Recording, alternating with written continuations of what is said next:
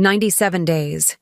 That's how long it had been since I watched my sister present my entire business model to her fiancé's family, as if it were her own creation.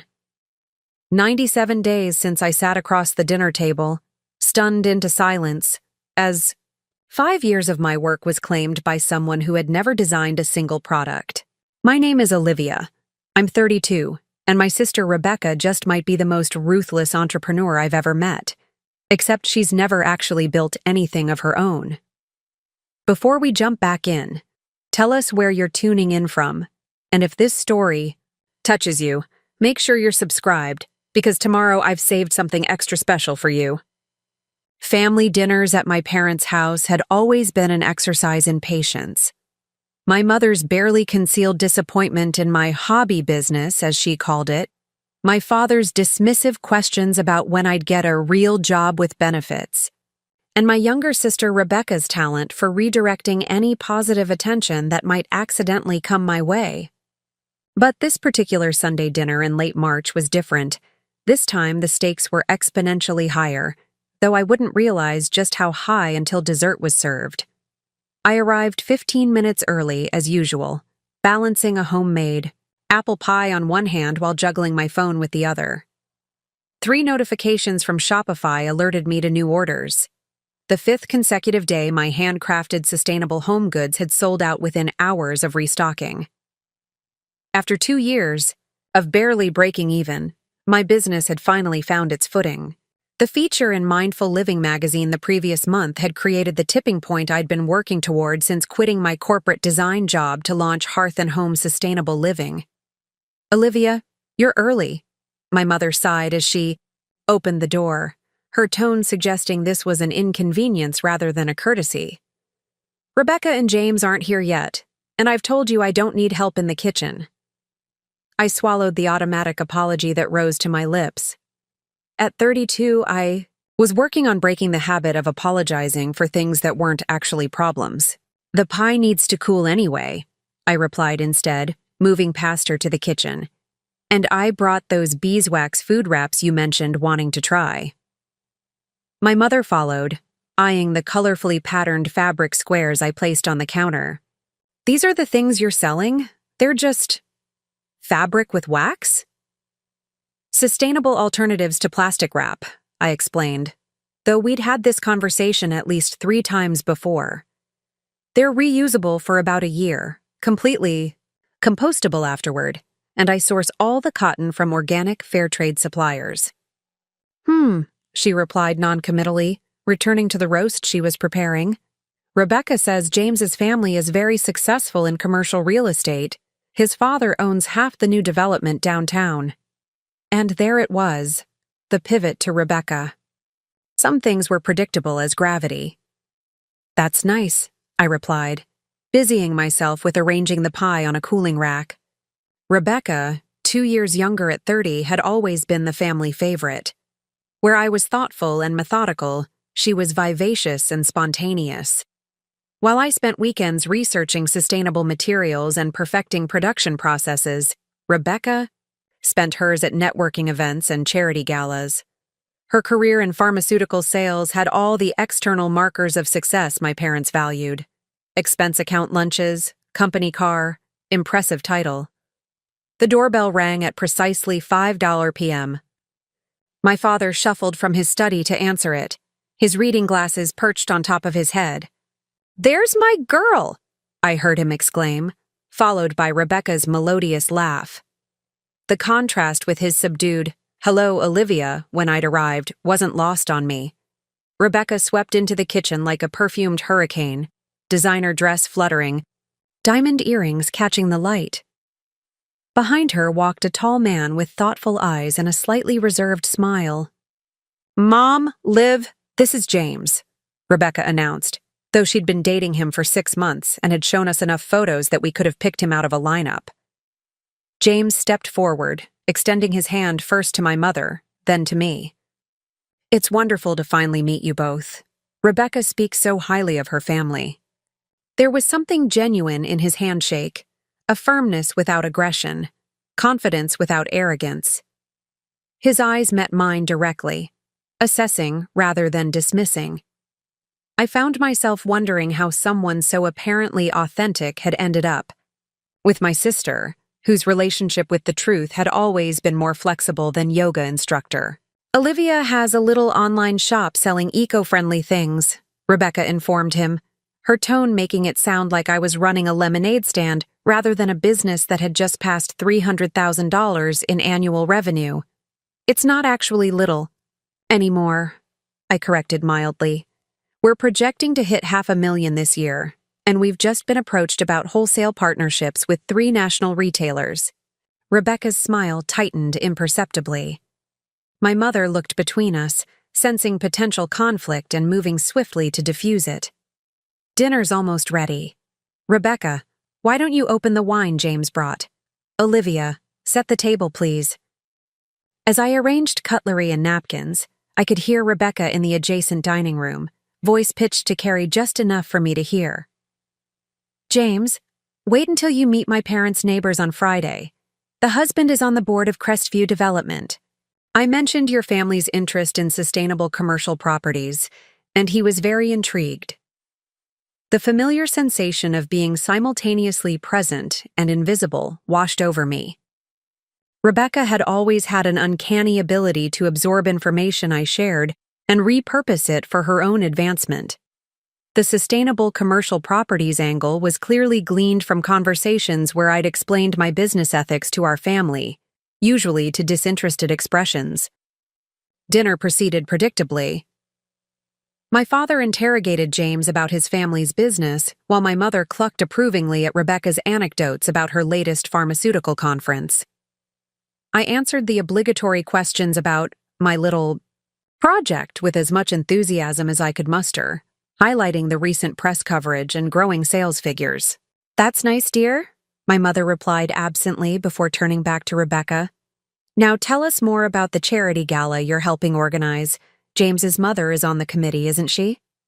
The conversation flowed around me like water around a stone, occasionally acknowledging my presence before continuing on its preferred course. It wasn't until dessert, my homemade apple pie served with careful indifference by my mother, that the evening truly unraveled. James's parents are joining us for dinner Friday, my mother announced, serving the first slice to my father. They're coming into town for the weekend to look at potential properties and to meet us, of course. Actually, James added, his gaze including me in a way the conversation generally hadn't. My mother is particularly interested in meeting you, Olivia. Rebecca's been telling us about your business model and philosophy. The sustainability focus aligns with direction my family's company has been exploring for our new developments. I blinked in surprise, both at being directly addressed and at the content of his statement. That's wonderful. I'm happy to discuss it. I turned to Rebecca, whose expression had frozen in a rictus smile. I didn't realize you'd been talking about my business with James's family. Oh, yes, James continued, oblivious to the sudden tension. Rebecca's been sharing your business plan with my parents for weeks now. Your approach to ethical sourcing while maintaining profitability is exactly what we've been looking to implement in our residential developments. My fork stilled halfway to my mouth. My business plan? Rebecca jumped in smoothly. I've just been telling them about some ideas I've been working on, inspired by different things I've observed in the market.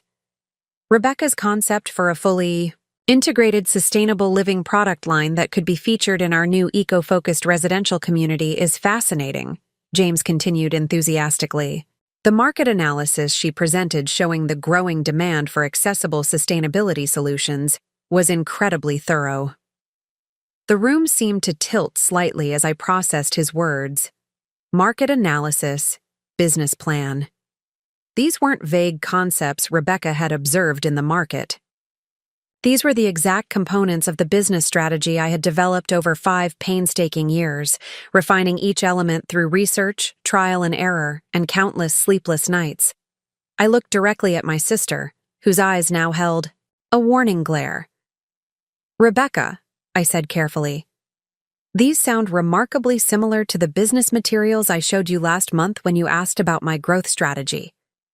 Well, obviously, I was inspired by some of what you're doing with your crafts, she replied dismissively. But the comprehensive business approach and market positioning are my concepts.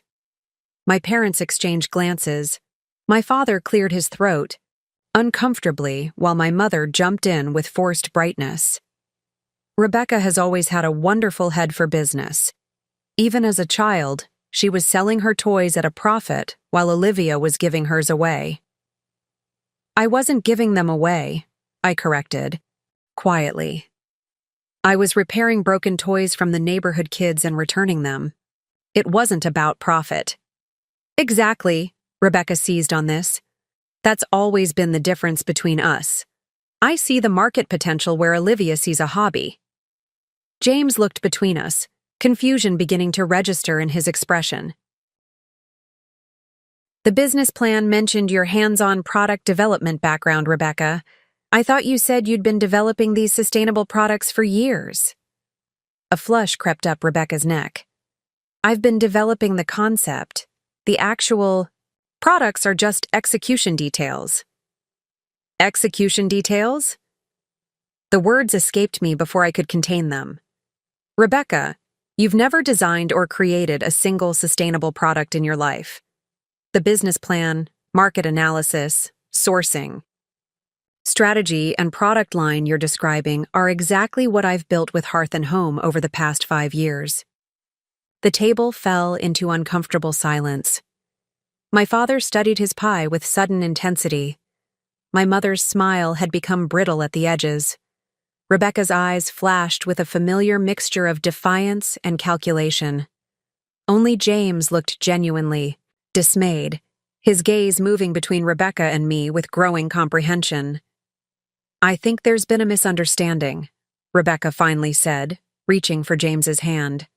Olivia makes some lovely craft items that certainly inspired some of my thinking, but the business strategy I've been discussing with your parents is entirely my own development.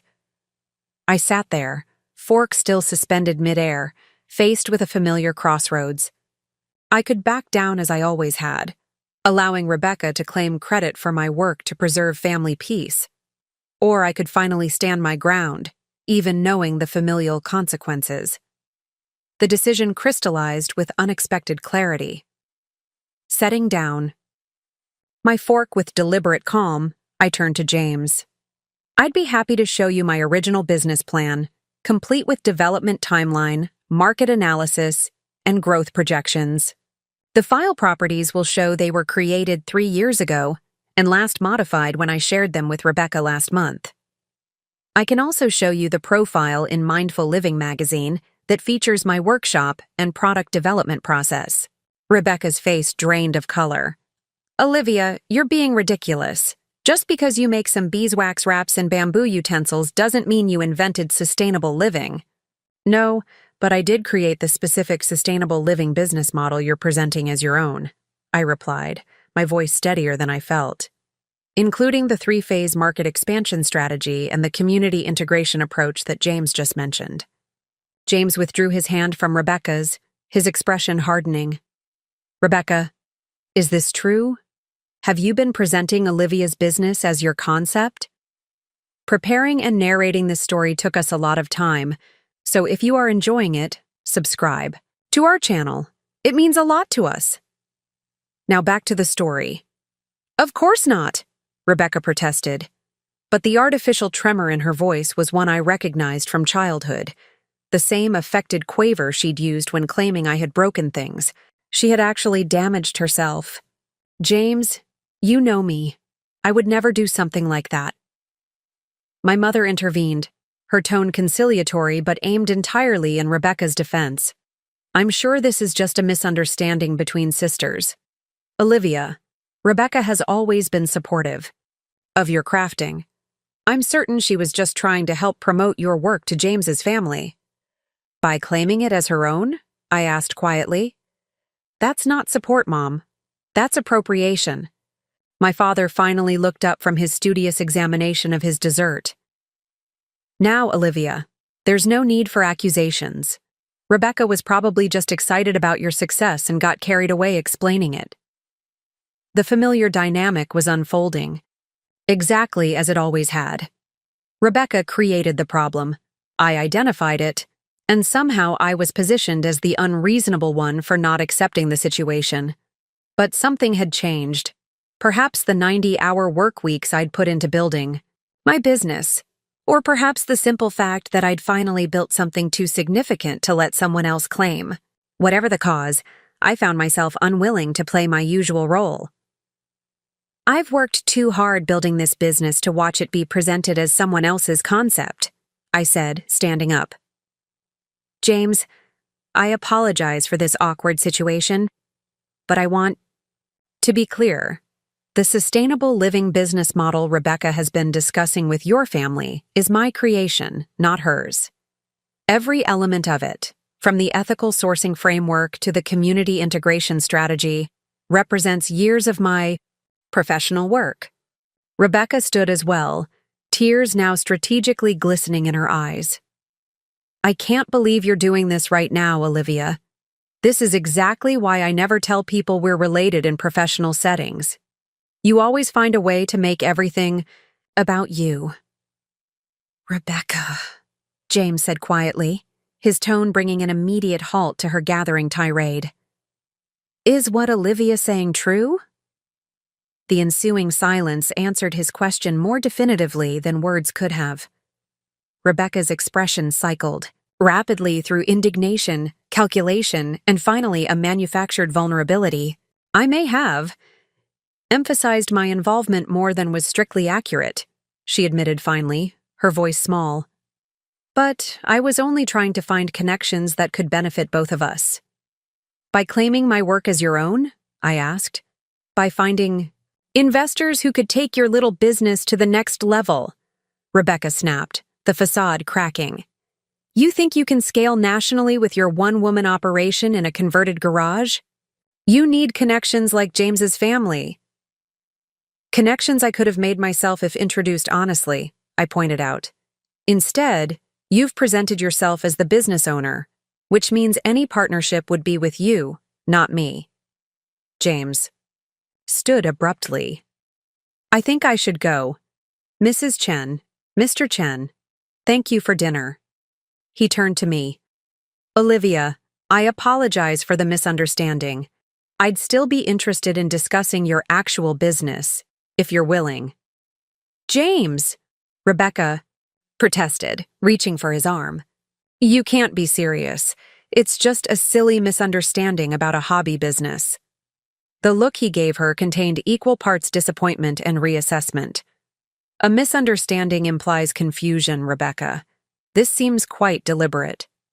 He turned. Back to me. May I have your business card? I'd like to schedule a proper meeting. With slightly shaking hands, I retrieved a card from my wallet and handed it to him. The embossed logo of Hearth and Home Sustainable Living caught the light as he tucked it carefully into his jacket pocket. I'll call you this week, he said with a nod, before turning to leave. Rebecca rushed after him, their heated whispers audible, from the hallway as my mother began clearing dishes with pointed clattering. I hope you're satisfied, she said tightly once we heard the front door close. You've embarrassed your sister in front of her boyfriend's family now. Rebecca embarrassed herself by lying, I replied, gathering dessert plates to help clear despite my mother's obvious anger.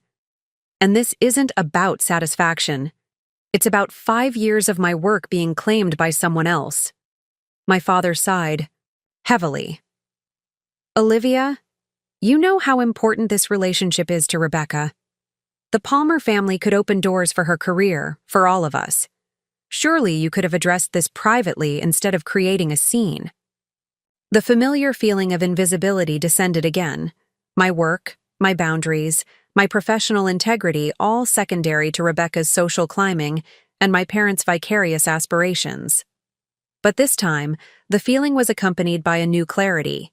I didn't have to participate in this dynamic anymore. I didn't have to minimize myself to maximize Rebecca's comfort. I need to go, I said quietly, gathering my purse. Thank you for dinner. Olivia, don't be dramatic, my mother sighed. Sit down. Your father and I want to discuss how we're going to fix this situation before the dinner with the Palmers. on Friday. I paused at the doorway, a lifetime of conditioning urging me to comply, to sit, to participate in whatever damage control my parents deemed necessary to preserve Rebecca's opportunity. Instead, I straightened my shoulders and spoke with calm I didn't entirely feel. There's nothing to fix from my perspective. Rebecca presented my business as her own. James now knows the truth. What happens next is between them. I turned to leave, then added, and I won't be attending dinner on Friday. I have inventory to restock and wholesale contracts to review. My mother's expression registered shock at this unprecedented defiance. My father began to rise, his face reddening, with the beginning of a lecture. But for once, I didn't stay to receive it. I walked out the front door, passing Rebecca, who was sitting alone on the porch steps, mascara streaked down her cheeks. "He left," she said accusingly as I passed. "Are you happy now?" I stopped, looking down at my sister, beautiful, manipulative. Rebecca, who had always found it easier to claim things than to create them. "No," I answered honestly. "I'm not happy that you tried to steal my business. I'm not happy that our parents are still enabling behavior that would be considered fraud in any professional context. And I'm not happy that I had to publicly defend work that represents the last 5 years of my life." "It wasn't like that," she insisted, though without her usual conviction. "I was just trying to make connections that could help both of us. Connections where you were positioned as the founder and visionary behind my company," I pointed out. "That doesn't help me, Rebecca. That erases me." She looked away, unable or unwilling to acknowledge the simple truth. In the gathering twilight, I could see the little sister who had always believed that wanting something was justification enough for taking it, whether it was my clothes, my achievements, or now my business. "What are you going to do?" she finally asked, a note of genuine fear entering her voice. "James wants to meet with you about investing in your company. Are you going to turn his family against me?" The question revealed so much about how Rebecca viewed the world, as a zero-sum game where my success would necessarily mean her failure. It had never occurred to her that we might both succeed in different ways, that there might be enough recognition and opportunity for both of us. "I'm going to run my business," I answered simply. "I'm going to meet with potential investors who value what I've built. And I'm going to stop diminishing myself to make you feel bigger." I continued down the steps and walked to my car, ignoring her calls behind me. As I drove away from my parents' house, a strange lightness began to replace the familiar weight of family obligation and expected self-sacrifice. For the first time, I had defended my creation without apologizing for taking up space. I had refused to participate in the family script that always cast me as supporting character in Rebecca's starring role. My phone began buzzing with texts. Almost immediately, Rebecca's alternating between accusations and tearful pleas, my mother's expressing disappointment in my behavior, my father's demanding I apologize before Friday's dinner. I silenced the notifications and drove toward home, toward the converted garage workshop where I had built something authentic and meaningful while no one in my family was paying attention. That night, as I prepared orders for shipping and updated inventory records, a new message appeared on my phone, an unknown number that turned out to be James Palmer. "Olivia, this is James.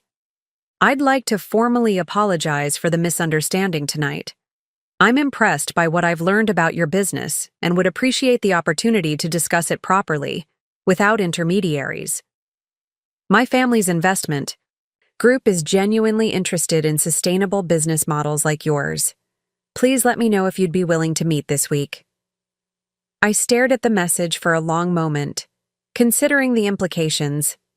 This was the connection Rebecca had been attempting to secure for herself. Legitimate investor interest that could potentially take Hearth and Home to the national scale I'd been working toward. With steady hands, I typed my response. "Thank you. James, I appreciate your directness. I'd be happy to meet and discuss potential collaboration. My workshop is open all day Wednesday if you'd like to see the operation firsthand before we talk specifics. His response came quickly. Wednesday works perfectly. Looking forward to seeing the real Hearth and Home. Setting down my phone, I ran my fingers over the smooth bamboo cutting board I was preparing to ship. One of our best-selling products, crafted from sustainable materials by my own hands. 5 years ago, I had left a prestigious design position to build something I believed in, despite my family's disapproval and dismissal. Tonight, I had finally defended that creation with the same conviction I had used to build it. As I continued, preparing the next day's shipments, I realized that the confrontation at dinner had shifted something fundamental in my understanding of both my business and myself. Hearth and Home wasn't just a company I had created. It was the physical manifestation of my values, my persistence, and my vision. In defending it against appropriation, I had finally claimed not just my work, but my worth. The dinner that had begun as another exercise in familial tolerance had unexpectedly become the moment I fully stepped into ownership of my creation. Rebecca had inadvertently given me the opportunity to articulate exactly why my business mattered, not just as a commercial enterprise, but as an extension of my authentic self. 97 days later, I would look back on that Sunday dinner as the catalyzing moment that transformed both my business and my self-perception.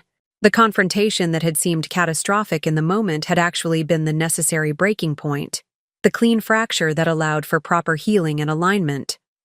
But that evening, packaging sustainable products in my workshop with my phone silenced against the family crisis unfolding in my message inbox, all I knew was that something had shifted irreversibly. I had finally refused to make myself smaller to accommodate someone else's deception. I had defended my creation. And in doing so, I had begun to create something new, a version of myself that didn't require external validation to recognize her own value. I'd always been the practical sister. While Rebecca collected accolades and attention, I collected knowledge and skills. My journey to entrepreneurship hadn't been a dramatic pivot or a visionary epiphany. It had been a gradual, awakening to the disconnect between my values and my daily work. 5 years before that fateful family dinner, I had been sitting in a sleek corporate boardroom, presenting sustainable packaging designs to executives who nodded appreciatively, while simultaneously planning to choose the cheapest option regardless of environmental impact. It was my 3rd year as a senior product designer at Meridian Brands, a company that marketed itself as eco-conscious, while its supply chain told a different story. These bamboo alternatives would reduce plastic waste by approximately 70% across our personal care line, I explained, displaying the prototypes I had spent months developing. The initial production cost is slightly higher, but consumer research indicates willingness to pay the 8% premium for sustainable packaging, and manufacturing costs will decrease as we scale. The VP of Marketing, Trevor, nodded enthusiastically. Love the aesthetic, Olivia. Very on trend with the earthy minimalism consumers want right now. It's not just aesthetic, I clarified. The structural design eliminates the need for mixed materials, making it fully compostable. Yes, all good points for the marketing copy, Trevor interrupted. Let's definitely highlight the eco angle. Millennials eat that stuff up. The VP of Operations, Margaret, was more direct. These cost projections seem optimistic. Our shareholders expect quarterly improvements, not long-term sustainability. Gambles. The familiar knot of frustration tightened in my stomach. 3 years of pushing for meaningful changes, of developing genuinely sustainable alternatives, only to have them reduced to marketing points or rejected for quarterly profit margins. I had entered product design to create solutions that mattered, not to design deceptive green packaging for fundamentally unsustainable products. That evening, I sat in my apartment surrounded by the prototypes rejected by Meridian, bamboo containers, mycelium packaging, seed-embedded paper, tangible representations of a better approach. My phone buzzed with an Instagram notification. A college friend had started making beeswax food wraps in her kitchen and selling them at local farmers markets. Her caption read, "Small Business Month 3, broke even for the first time." Turns out people actually want alternatives to plastic. Wrap, sustainability, small business. Something clicked as I scrolled through her photos. The genuine enthusiasm from customers, the direct impact of each sale, the alignment between values and work. I thought about the corporate sustainability initiatives I'd championed at Meridian, all diluted or discarded before implementation. Then I looked again at my prototypes, at 5 years of professional knowledge about sustainable materials and design methodologies. I didn't sleep much that night.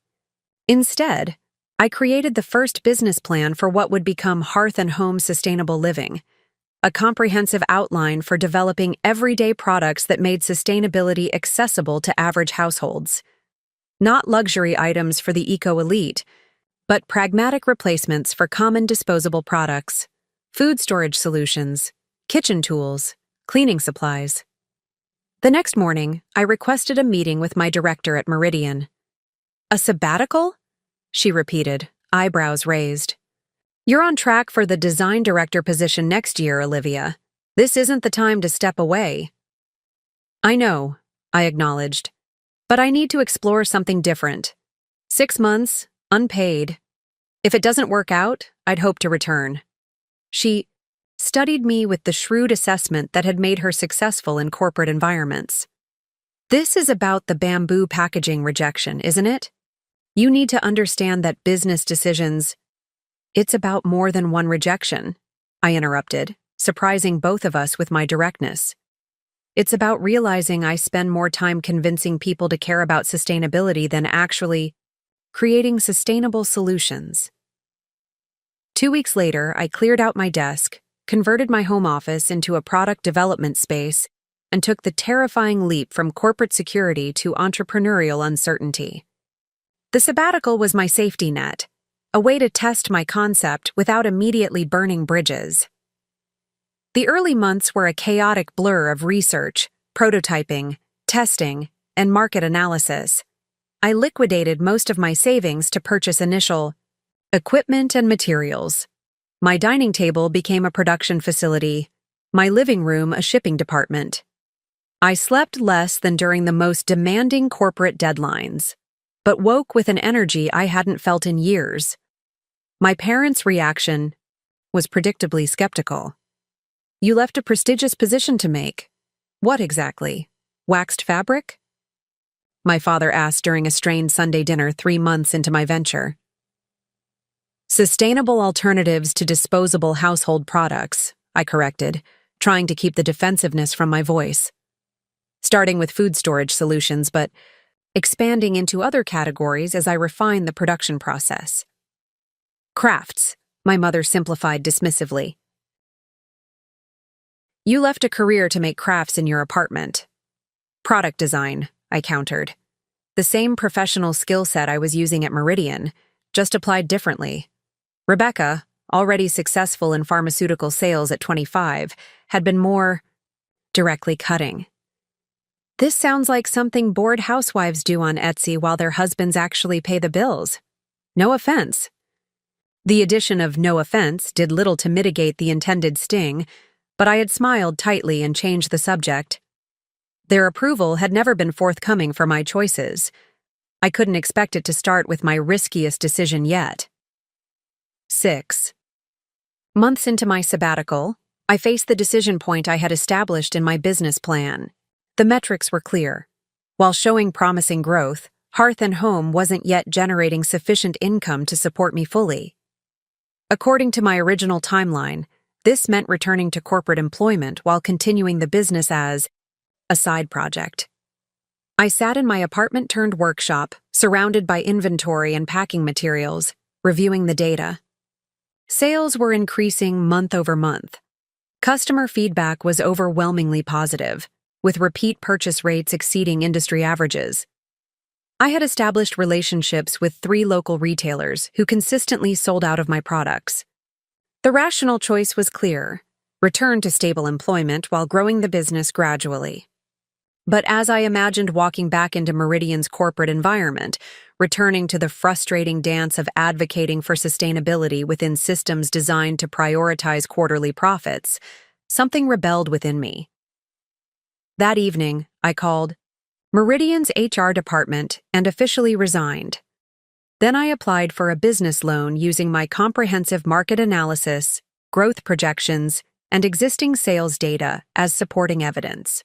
The bank manager was skeptical but impressed by the thoroughness of my planning. Most small businesses that come through here have passion but no concrete numbers, he noted, reviewing my documentation. You've clearly approached this systematically. The approved loan was smaller than requested, but sufficient to lease a small workshop space and purchase equipment for scaled production. I moved operations out of my apartment and into a converted garage in an industrial area on the edge of town, unimpressive from the outside but perfectly functional for my needs. For the next 2 years, Hearth and Home existed in a state of perpetual precariousness. Some months brought encouraging growth, others barely covered expenses. I developed new products, refined production processes, built an e-commerce presence, and personally handled everything from manufacturing to customer service. 18-hour days became normal. Vacations became non-existent. Every penny of profit went back into the business.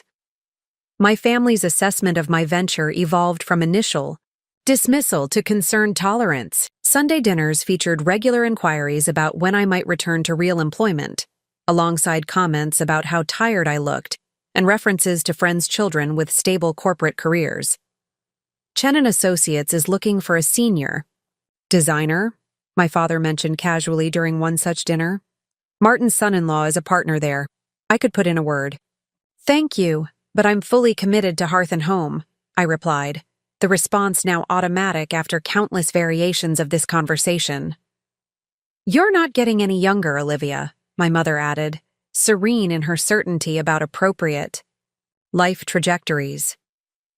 Rebecca was promoted to regional manager last month, and she's already contributing to her retirement account. Rebecca smiled magnanimously. Not everyone needs traditional success, Mom. Liv's little business keeps her happy, and that's what matters. The condescension was palpable but familiar enough to roll off me. I had stopped expecting them to understand what I was building or why it mattered to me. Their perception of success, titles, benefits, retirement accounts, was fundamentally different from what now drove me. Creating practical solutions that aligned with my values and genuinely helped consumers reduce their environmental impact. The turning point came in the 3rd year. A lifestyle blogger with a substantial following purchased my kitchen starter set and featured it in a post about reducing household waste. The resulting sales spike crashed my website temporarily, but led to connections with larger sustainable living communities online. Suddenly, Hearth and Home wasn't just my isolated endeavor, it was part of a growing movement. Orders increased exponentially. I hired my first employee, then my second. The converted garage workshop became cramped as inventory expanded and production scaled. I developed relationships with ethical suppliers, doubling down on my commitment that every component of each product would meet rigorous sustainability standards. The business that had been dismissed as crafts was now generating significant revenue and developing genuine market presence. My product design background, combined with 3 years of hands-on manufacturing experience, enabled me to create items that were simultaneously functional, beautiful, and environmentally responsible. The rare combination that consumers increasingly sought. When Mindful Living magazine contacted me about featuring Hearth and Home in their Sustainable Entrepreneurs issue, it represented validation beyond mere commercial success. The 8-page spread featured my workshop, detailed my design process, and highlighted the business philosophy that had guided every decision. Sustainability shouldn't be a luxury. It should be an accessible, practical choice for everyday households. The magazine hit newsstands on a Tuesday. By Wednesday evening, my inventory was sold out, and my inbox contained partnership inquiries from 3 national retailers interested in carrying hearth and home products. By Friday, I had scheduled meetings with 2 potential investors who specialized in scaling eco-conscious businesses. For the first time, the path forward wasn't about survival, but expansion. Thoughtful, values-aligned growth that could extend the impact of what I'd built. I spent the weekend updating my business plan, developing scaling strategies, and creating presentations for potential partners. The work was exhausting, but exhilarating, fueled by the recognition that Hearth and Home had reached a genuine tipping point. That Sunday, riding the momentum of the most promising week in my business's history, I arrived at my parents' house for dinner with something I hadn't brought in years: optimism that they might finally see value in what I had created. I brought the magazine feature, sales reports, and partnership inquiries, concrete evidence that my hobby had become a legitimate enterprise with significant potential. My mother answered the door with her usual mixture of affection and assessment. "You look tired, Olivia. Are you sleeping enough?" "I've been busy," I replied, stepping inside. "But it's good busy. I brought something to show you and Dad." "That's nice, dear," she said distractedly. "Rebecca and James are joining us tonight. She says she has exciting news." The familiar pivot to Rebecca momentarily dampened my enthusiasm, but I maintained my resolve to share my own news. In the living room, my father was already engaged in conversation with Rebecca, who was perched on the sofa looking particularly polished in a designer dress that probably cost more than my monthly workshop rent. "Olivia, you remember James?" Rebecca said as I entered, gesturing to the man beside her, tall, well-dressed, with thoughtful eyes and a reserved smile. "Of course," I nodded, extending my hand. "Nice to see you again." We had met briefly at previous family gatherings, though never with much opportunity for substantial conversation. Rebecca had been dating him for 6 months, a relationship she referenced frequently as evidence of her ascendant social trajectory. James Palmer came from a wealthy family with significant real estate holdings, a fact my parents had absorbed with obvious approval. "Likewise," James replied, his handshake firm and direct. "Rebecca mentioned you run your own business. Something in sustainable products?" Before I could respond, Rebecca laughed lightly. "It's a little Etsy shop, nothing corporate like you're used to dealing with. Liv makes eco-friendly kitchen items." The dismissive characterization of Hearth and Home, now approaching $500,000 in annual revenue with growing wholesale partnerships, was familiar but still stung. I opened my mouth to correct her when my mother called us to dinner. Throughout the meal, I waited for an appropriate opening to share my news, but the conversation remained centered on Rebecca's pharmaceutical career and her relationship with James. My father asked detailed questions about the Palmer family's real estate developments, while my mother made barely subtle references to wedding venues she had always admired. "Actually," Rebecca announced as my mother served dessert, "we do have some exciting news to share." I braced myself for an engagement announcement, preparing the appropriately enthusiastic response, despite the familiar sting of Rebecca's milestones always overshadowing my own. "James's family is launching a new division focused on sustainable living communities," Rebecca continued, her voice bright with practiced enthusiasm. "Fully integrated residential developments built around eco-conscious principles." "That sounds innovative," my father commented, immediately engaged. "There's growing market demand for sustainability in real estate." James nodded. "Exactly. Consumers increasingly want homes that help them live more environmentally responsible lives without sacrificing comfort or convenience. The challenge has been creating comprehensive solutions that address all aspects of daily living. Which is where my project comes in," Rebecca interjected smoothly. "I've been developing a business model for sustainable home goods that could be integrated into these residential communities, a complete product ecosystem that helps residents reduce their environmental impact effortlessly." I froze, fork suspended halfway to my mouth. Rebecca's words echoed with uncomfortable familiarity, not because they represented a common business concept, but because they were almost verbatim descriptions from my own business plan, the one I had shown her last month when she had expressed sudden interest in Hearth and Home's operations. "Your project?" I asked carefully, setting down my fork.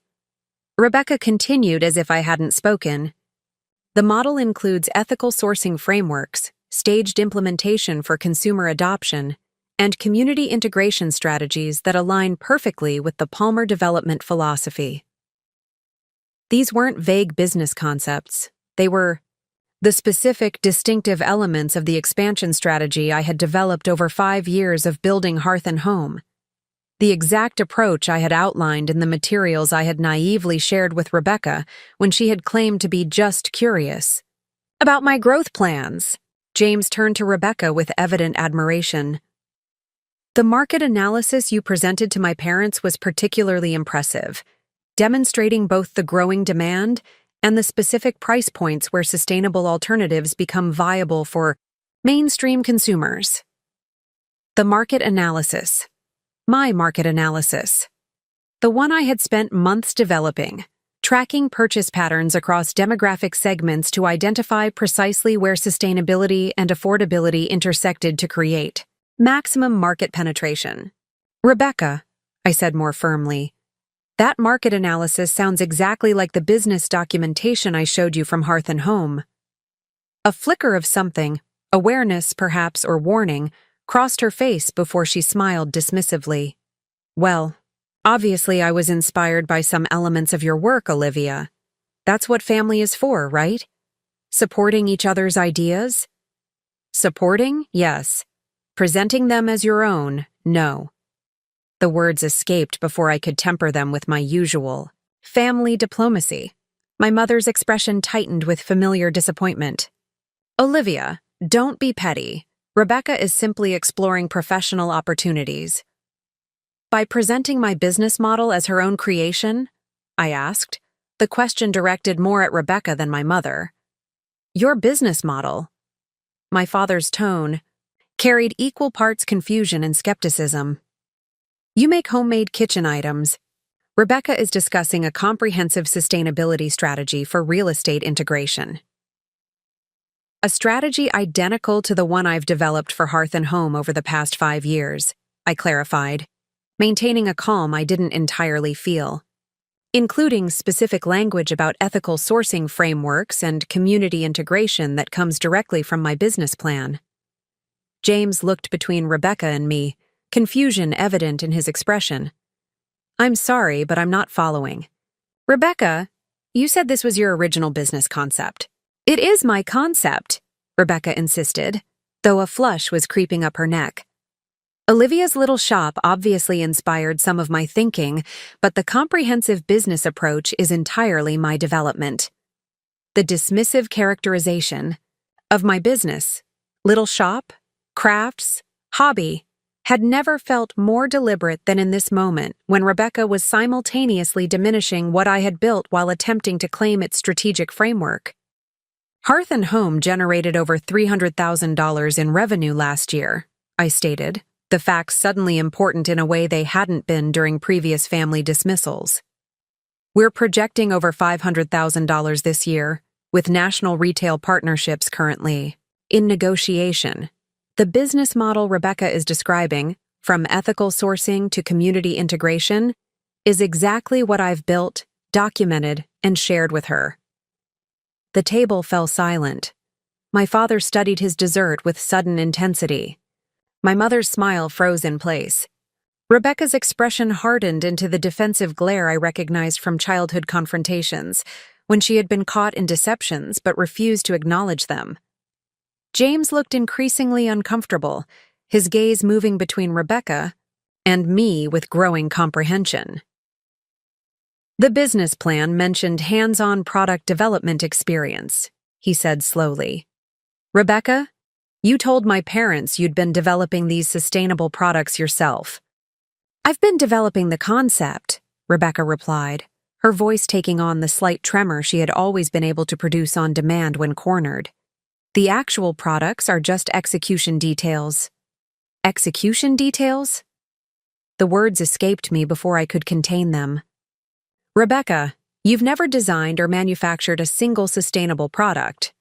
The business strategy you're describing is exactly what I've built with Hearth and Home, from concept through execution. My mother intervened with practiced smoothness.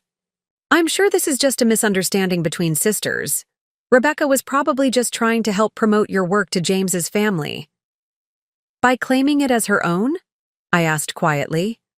Now, Olivia, my father began, his tone warning me against further disruption. There's no need for accusations. I'm sure Rebecca was just enthusiastic about connecting your activities with potential opportunities. The familiar dynamic was unfolding with painful predictability. Rebecca created the problem. I identified it. Somehow, I became positioned as the troublemaker for not accepting the situation. But something fundamental had shifted. Perhaps the thousands of hours I had invested in building my business, or perhaps the recent external validation from partners who genuinely valued what I had created. Whatever the cause, I found myself unwilling to participate in the established family script. I've worked too hard building this business to watch it be presented as someone else's concept, I said, rising from the table. James, I apologize for this awkward situation. But I want to be clear. The sustainable living business model Rebecca has described is my creation, not hers. Every element of it represents years of my professional work. Rebecca stood as well, tears now strategically appearing. I can't believe you're doing this right now, Olivia. This is exactly why I never mention we're related in professional settings. You always have to make everything about you. Rebecca, James said quietly, his tone bringing an immediate halt to her gathering momentum. Is what Olivia is saying true? The silence that followed provided its own answer. Rebecca's expression cycled through indignation, calculation, and finally manufactured vulnerability. I may have emphasized my involvement more than was strictly accurate, she admitted finally. But I was only trying to find connections that could benefit both of us. By claiming my work as your own? I pressed. By finding investors who could take your little business to the next level, Rebecca snapped, facade momentarily cracking. You think you can scale nationally with your converted garage operation? You need connections like James's family. Connections I could have made myself if introduced honestly, I pointed out. Instead, you've presented yourself as the business creator, which means any partnership would be with you, not me. James stood abruptly. I think I should go. Mr. and Mrs. Chen, thank you for dinner. He turned to me. Olivia, I apologize for the misunderstanding. I'd still be interested in discussing your actual business if you're willing. James, Rebecca protested, reaching for his arm. You can't be serious. It's just a silly misunderstanding about a hobby business. The look he gave her contained equal parts disappointment and reassessment. A misunderstanding implies confusion. Rebecca, this seems quite deliberate. He turned back to me. May I have your business card? I'd like to schedule a proper meeting.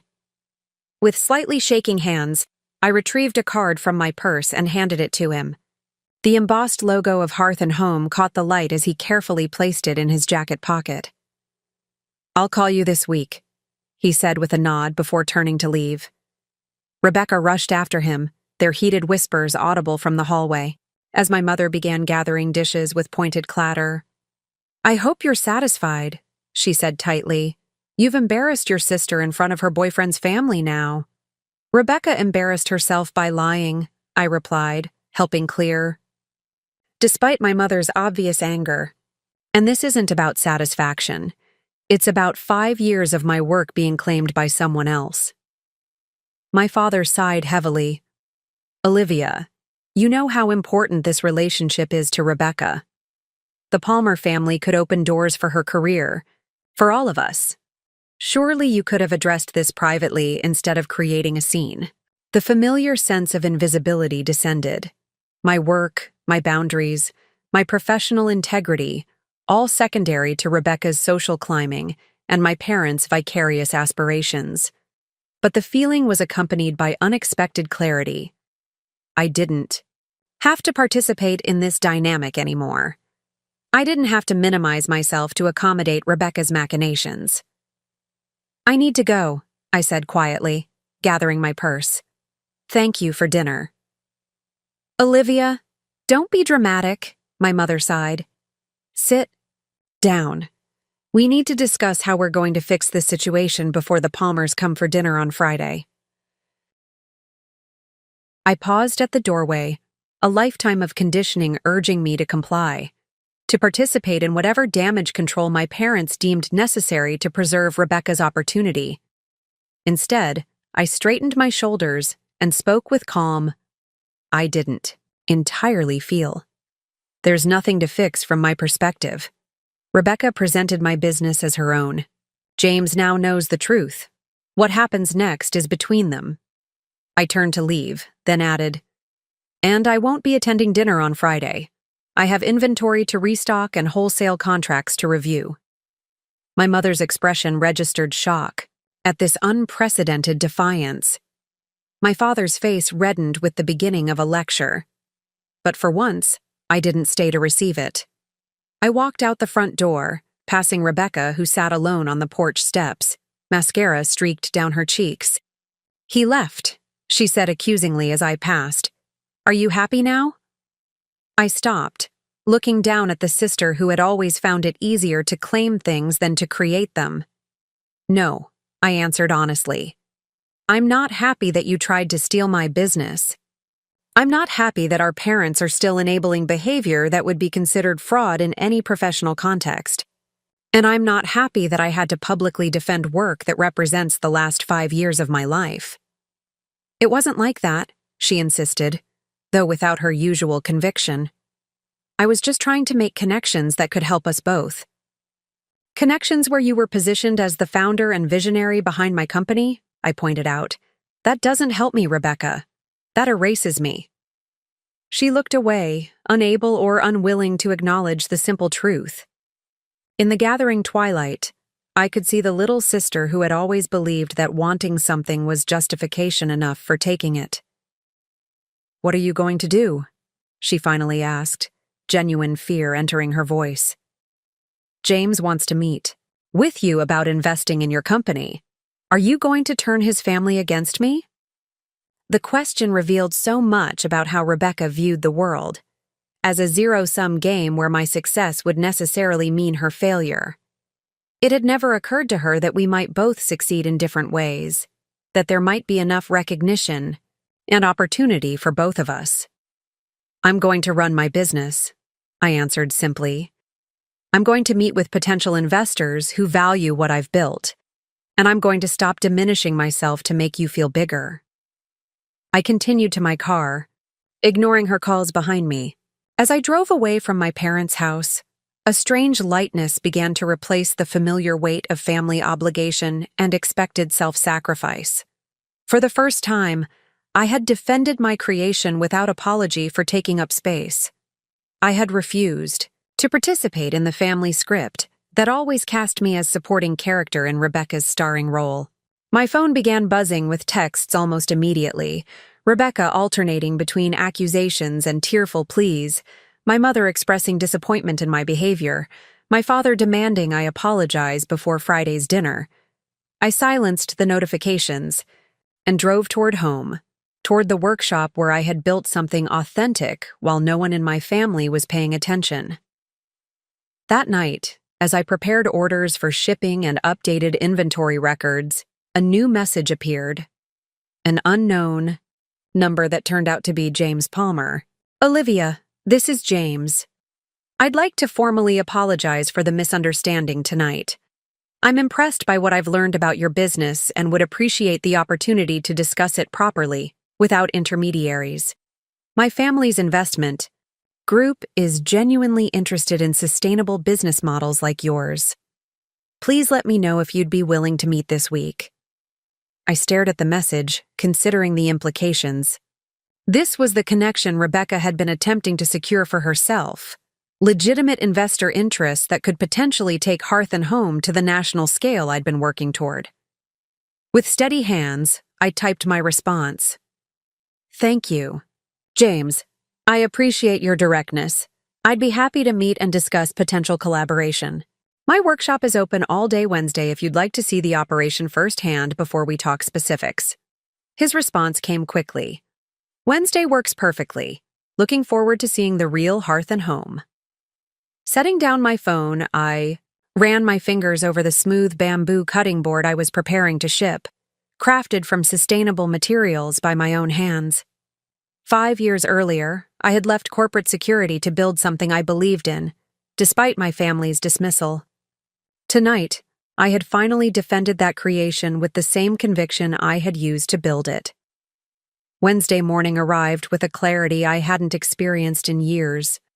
The workshop felt different somehow, not the cramped converted garage with inadequate ventilation that I'd complained about for months, but the physical manifestation of everything I had built through persistence and vision. As I prepared for James Palmer's visit, I saw my business through fresh eyes. The methodically organized production area, the carefully sourced raw materials, the finished products ready for shipping, all evidence of a viable enterprise with genuine market value. I had spent Tuesday reorganizing the space, not to create an artificial impression, but to ensure the workshop accurately represented what Hearth and Home had become. The once chaotic storage system now displayed our product evolution chronologically, from the earliest beeswax wraps to our newest bamboo kitchen tools. Production stations were arranged to demonstrate the workflow that had emerged from 5 years of refinement. Financial records and growth projections were updated and printed for reference during our discussion. At precisely 10 a.m., a sleek black SUV pulled up outside. James Palmer emerged looking more casual than he had at Sunday's dinner, trading. The formal attire for a simple button-down and chinos that suggested serious business rather than social obligation. I greeted him at the entrance, extending my hand with professional confidence that contrasted sharply with the awkward family. Dinner introduction. Welcome to Hearth and Home, I said, opening the workshop door. Thank you for taking the time to visit. Thank you for agreeing to meet, he replied, his handshake firm. I appreciate your willingness to look past Sunday's uncomfortable situation. The diplomatic phrasing made me smile slightly. That's one way to describe it. As he stepped into the workshop, I watched his expression carefully. First impressions matter in potential business relationships, and I wanted to gauge his genuine reaction to my operation. His eyes moved methodically around the space, taking in details with the focused assessment of someone accustomed to evaluating business potential rather than making social niceties. You do all production on site? He asked, examining a stack of newly finished cutting boards. Currently, yes. We're at capacity for this space, which is one of the growth challenges I'm addressing in our expansion plan. I gestured toward the production area. I'd be happy to walk you through our process if you're interested. What followed was the most comprehensive and engaged conversation about my business that I had ever experienced. James asked detailed, thoughtful questions about everything from sourcing strategies to production scalability to customer acquisition costs. He examined products with genuine curiosity, tested materials with knowledgeable attention, and reviewed financial documentation with sharp analytical focus. These margins are impressive for hand-produced items, he noted, reviewing the profit and loss statements I had provided. How have you maintained them while using premium sustainable materials? Production efficiency and strategic sourcing, I explained, pulling up additional documentation. I've developed relationships with suppliers that allow bulk purchasing at advantageous rates, and I've continuously refined our production processes to reduce waste and labor time. For 3 hours, we discussed every aspect of Hearth and Home, its history, current operations, and future potential. Unlike previous business conversations where I had felt the need to justify sustainability as a priority, James seemed to inherently understand its market value beyond mere ethical considerations. The business fundamentals are solid, he said, finally setting aside the growth projections he had been reviewing. You've built something with genuine scale potential, Olivia. The combination of sustainability commitment and commercial viability is precisely what my family's investment group has been seeking. The validation from someone with his business acumen was unexpectedly affecting. After years of dismissal from my family and skepticism from traditional business advisors, here was someone who clearly recognized the value in what I had created. Thank you, I said simply, the words inadequate for the affirmation they acknowledged. I should be thanking you, James replied. The Palmer Group has been looking to diversify our investments beyond real estate, particularly in sustainable consumer goods. Your business model aligns perfectly with our criteria. He paused, his expression becoming slightly more reserved. I feel I should address Sunday's situation directly. I had no idea that the business concept Rebecca presented was actually your creation. She had conveyed it as her own development, inspired by emerging market trends. I gathered that, I said carefully, not wanting to derail a promising business conversation with family complications. It puts me in an awkward position personally, he continued. But professionally, I'm glad it led me to the actual source of the business model. That impressed my family. My parents are still interested in potential investment if you're open to discussing partnership. The moment of opportunity I had been working toward for 5 years had finally arrived, emerging from the most unexpected and uncomfortable circumstances. I took a deep breath, considering my response carefully. I am open to investment discussions, I confirmed.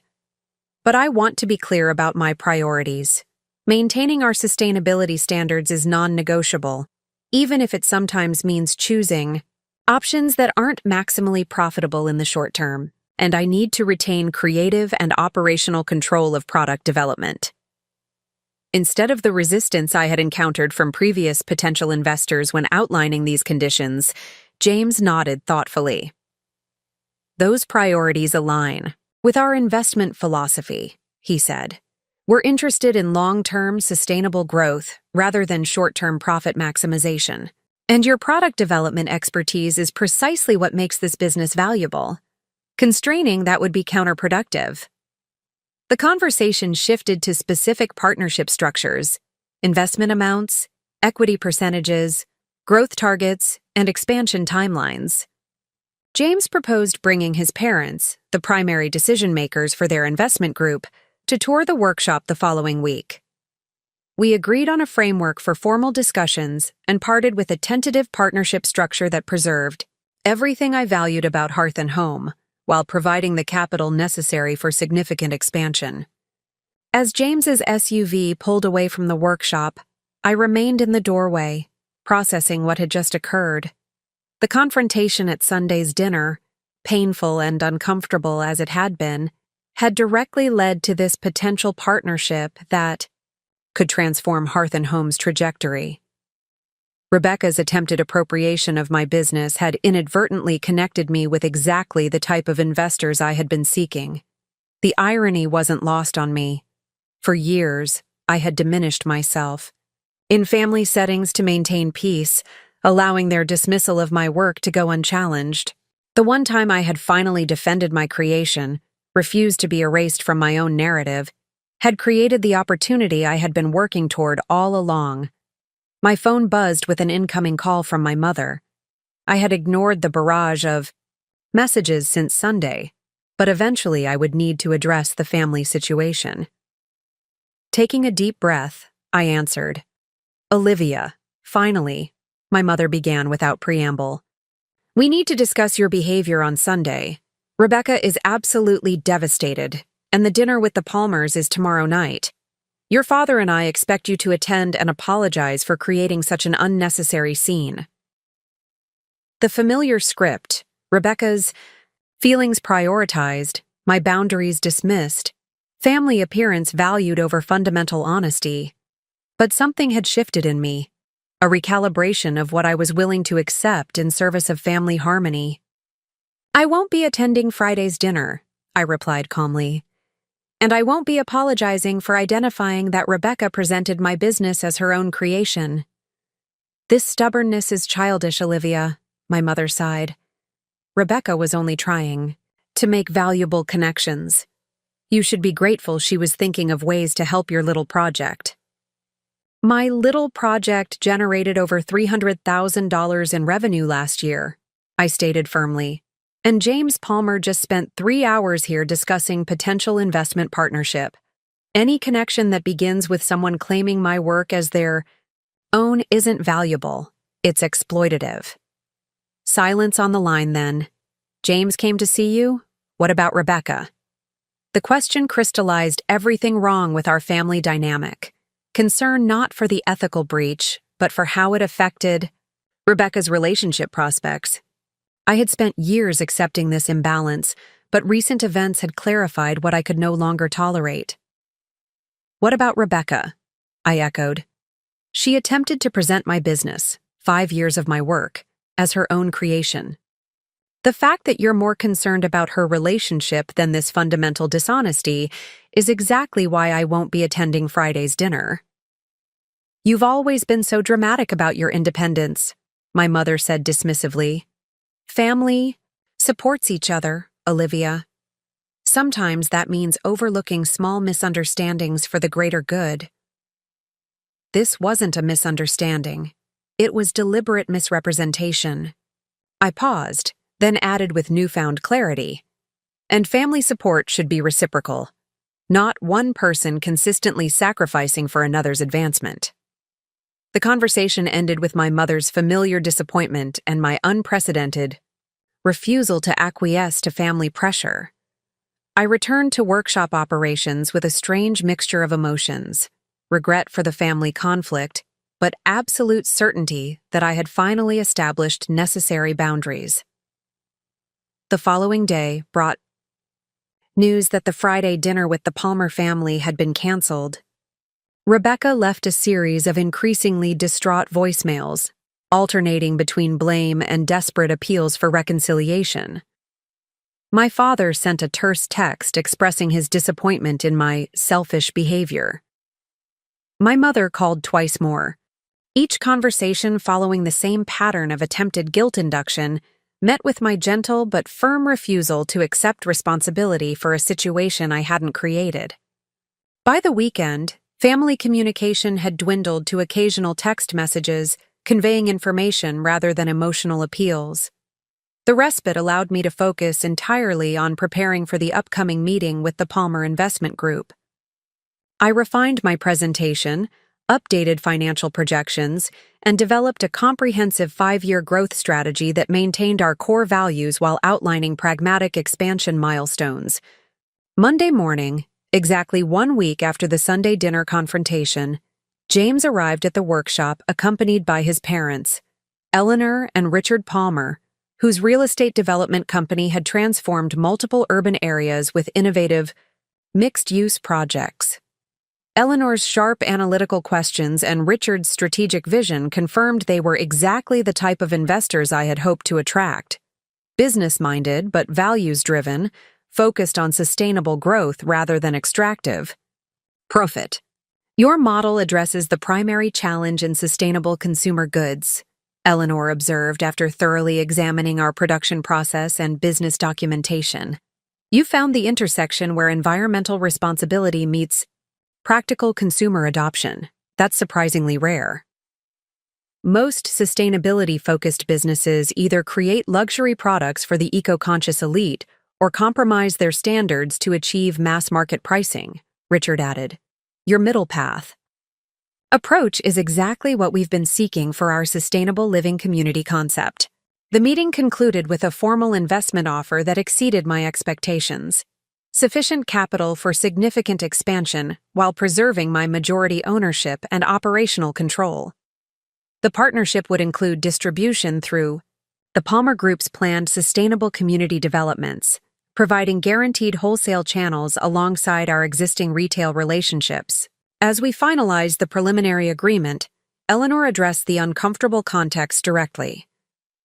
James explained the unusual circumstances that led to our introduction. I want to assure you that our interest is based entirely on the business you've built, not on any personal connections." The acknowledgement was both professional and unexpectedly comforting. Confirmation that the partnership was founded on genuine business value rather than complicated family dynamics.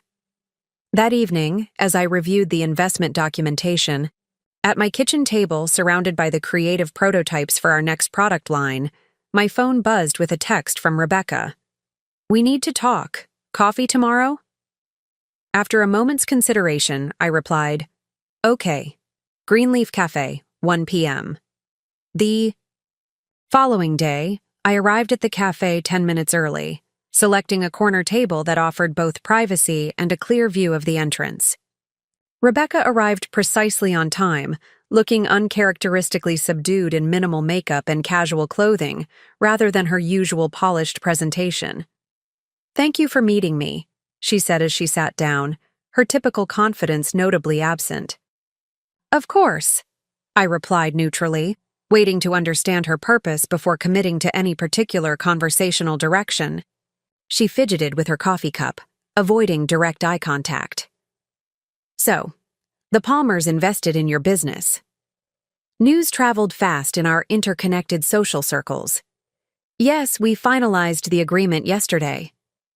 "Congratulations," she offered, the word seeming to cost her considerable effort. "James says it's a significant investment." I nodded, still waiting for the real purpose of this meeting to emerge. Rebecca took a deep breath, then spoke with uncharacteristic directness. "James broke up with me, said he couldn't be with someone who would claim another person's work as their own, that it revealed a fundamental character issue he couldn't overlook." The information wasn't entirely surprising, but still carried emotional complexity. "I'm sorry about your relationship," I said sincerely. "That wasn't my intention in defending my business." "I know," she acknowledged, surprising me. "I've done a lot of thinking this past week about why I thought it was acceptable to present your business model as my concept, about why I've always felt entitled to appropriate things you've created." The self-awareness was unprecedented in our relationship. Rebecca had always been defended against any suggestion of impropriety, protected by our parents' consistent reinforcement that her actions were justifiable regardless of impact. "Why did you?" I asked, genuinely curious about her perspective. She stared into her coffee for a long moment before answering. "Because it's always been so easy for you to create things, to make something from nothing, to build without needing validation or attention." Her voice caught slightly. "I can sell anything, but I've never created anything original. When I saw how impressed James was with your business model, I wanted that kind of admiration directed at me for once." The vulnerability was so unexpected that I struggled to formulate a response. This wasn't the Rebecca I knew, the confidently entitled sister who took what she wanted without consideration for others' boundaries. This was someone I had rarely glimpsed, the person beneath the perfected exterior. "Creating isn't easy," I finally said. "It's grueling, uncertain work with far more failures than successes. The version of Hearth and Home you saw was built on 5 years of 18-hour days and countless rejected prototypes." "But you did build it," she pointed out. "While I was collecting commission checks selling other people's pharmaceuticals, you were actually making something meaningful, something entirely yours." The acknowledgement of what I had built, its meaning beyond mere commercial value, was something I had never expected from Rebecca. Our relative achievements had always been measured in our family by external metrics, salary, title, benefits, rather than personal fulfillment or authentic creation. "I didn't come here just to tell you about James," Rebecca continued after a pause. "I came to apologize. What I did was wrong. Presenting your business as my creation wasn't making connections or helping both of us. It was theft. Intellectual theft, but theft nonetheless." The apology was so direct, so devoid of the usual qualifications and deflections that characterized Rebecca's rare acknowledgments of wrongdoing, that I momentarily doubted its sincerity. But her expression contained none of the calculated vulnerability she had perfected for managing difficult situations. This appeared to be genuine remorse. "Thank you," I said simply. "That means a lot." "I don't expect it changes anything," she added quickly. "I understand if you don't trust me. I wouldn't trust me either. But I needed you to know that I recognize what I did, and I'm genuinely sorry for it."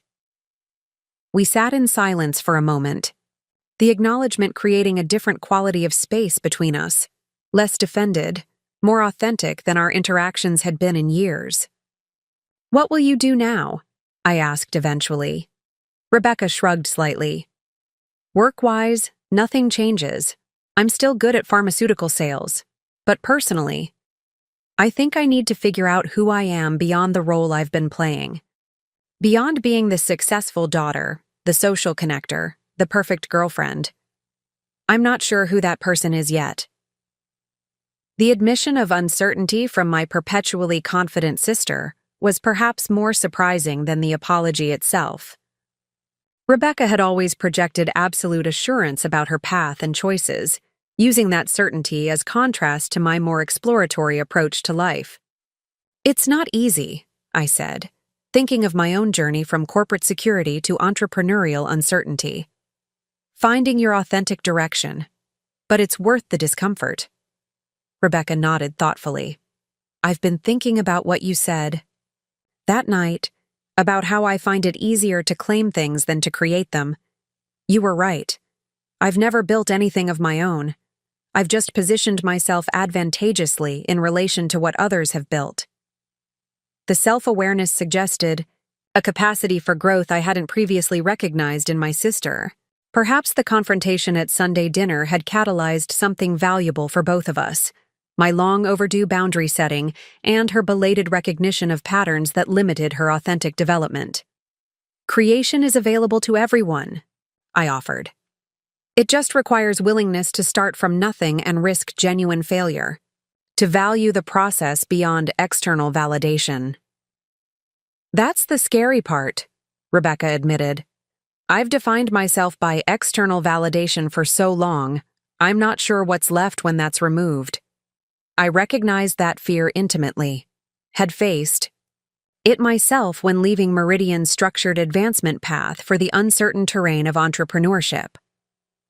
What's left is the possibility of building something authentic, something that reflects your actual values rather than others' expectations. Our conversation continued for nearly 2 hours, moving beyond the immediate conflict into territory we hadn't explored since childhood. Genuine exchange about our different approaches to life. Acknowledgement of the family dynamics that had shaped our relationship. Tentative exploration of what a more balanced sisterhood might look like. We parted with no dramatic reconciliation, but with a foundation for potential rebuilding. Not the artificial harmony our parents had always enforced, but something potentially more valuable because it acknowledged the real breach that had occurred. As I drove back to the workshop afterward, I reflected on the unexpected outcomes of that Sunday dinner confrontation. In defending my business against appropriation, I had gained not just investment partnership, but the beginning of authentic relationship with my sister, one based on mutual respect rather than established family roles. The boundary I had finally established had paradoxically created the possibility of genuine connection. The workshop hummed with activity when I arrived. The investment capital had already enabled initial expansion steps, additional equipment, 2 new production assistants, expanded inventory capacity. My original vision for Hearth and Home was transforming from aspiration to implementation with remarkable speed.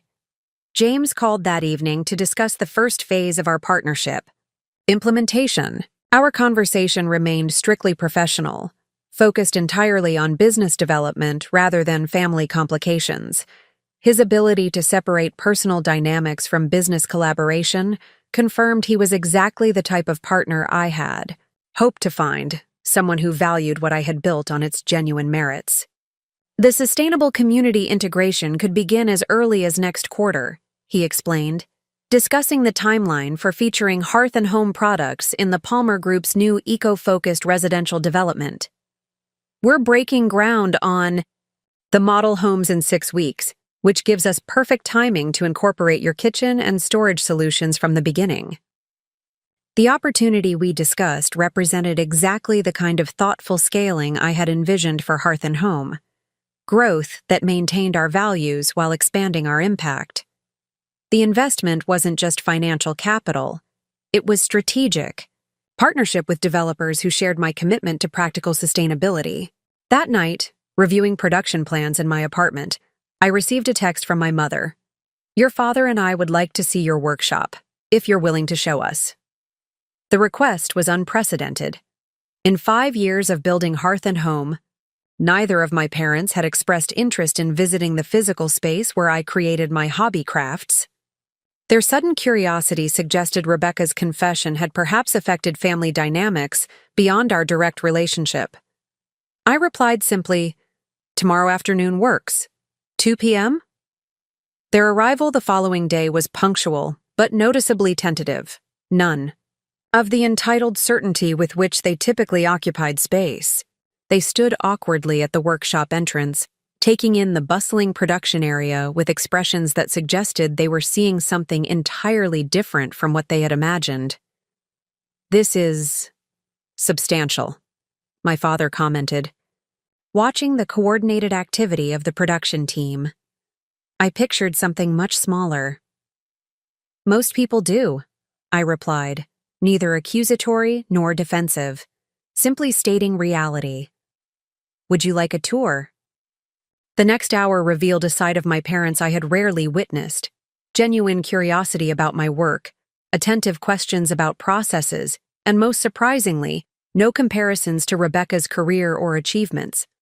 They examined products with newfound interest, asked thoughtful questions about material sourcing, and listened with apparent engagement as I explained our expansion plans.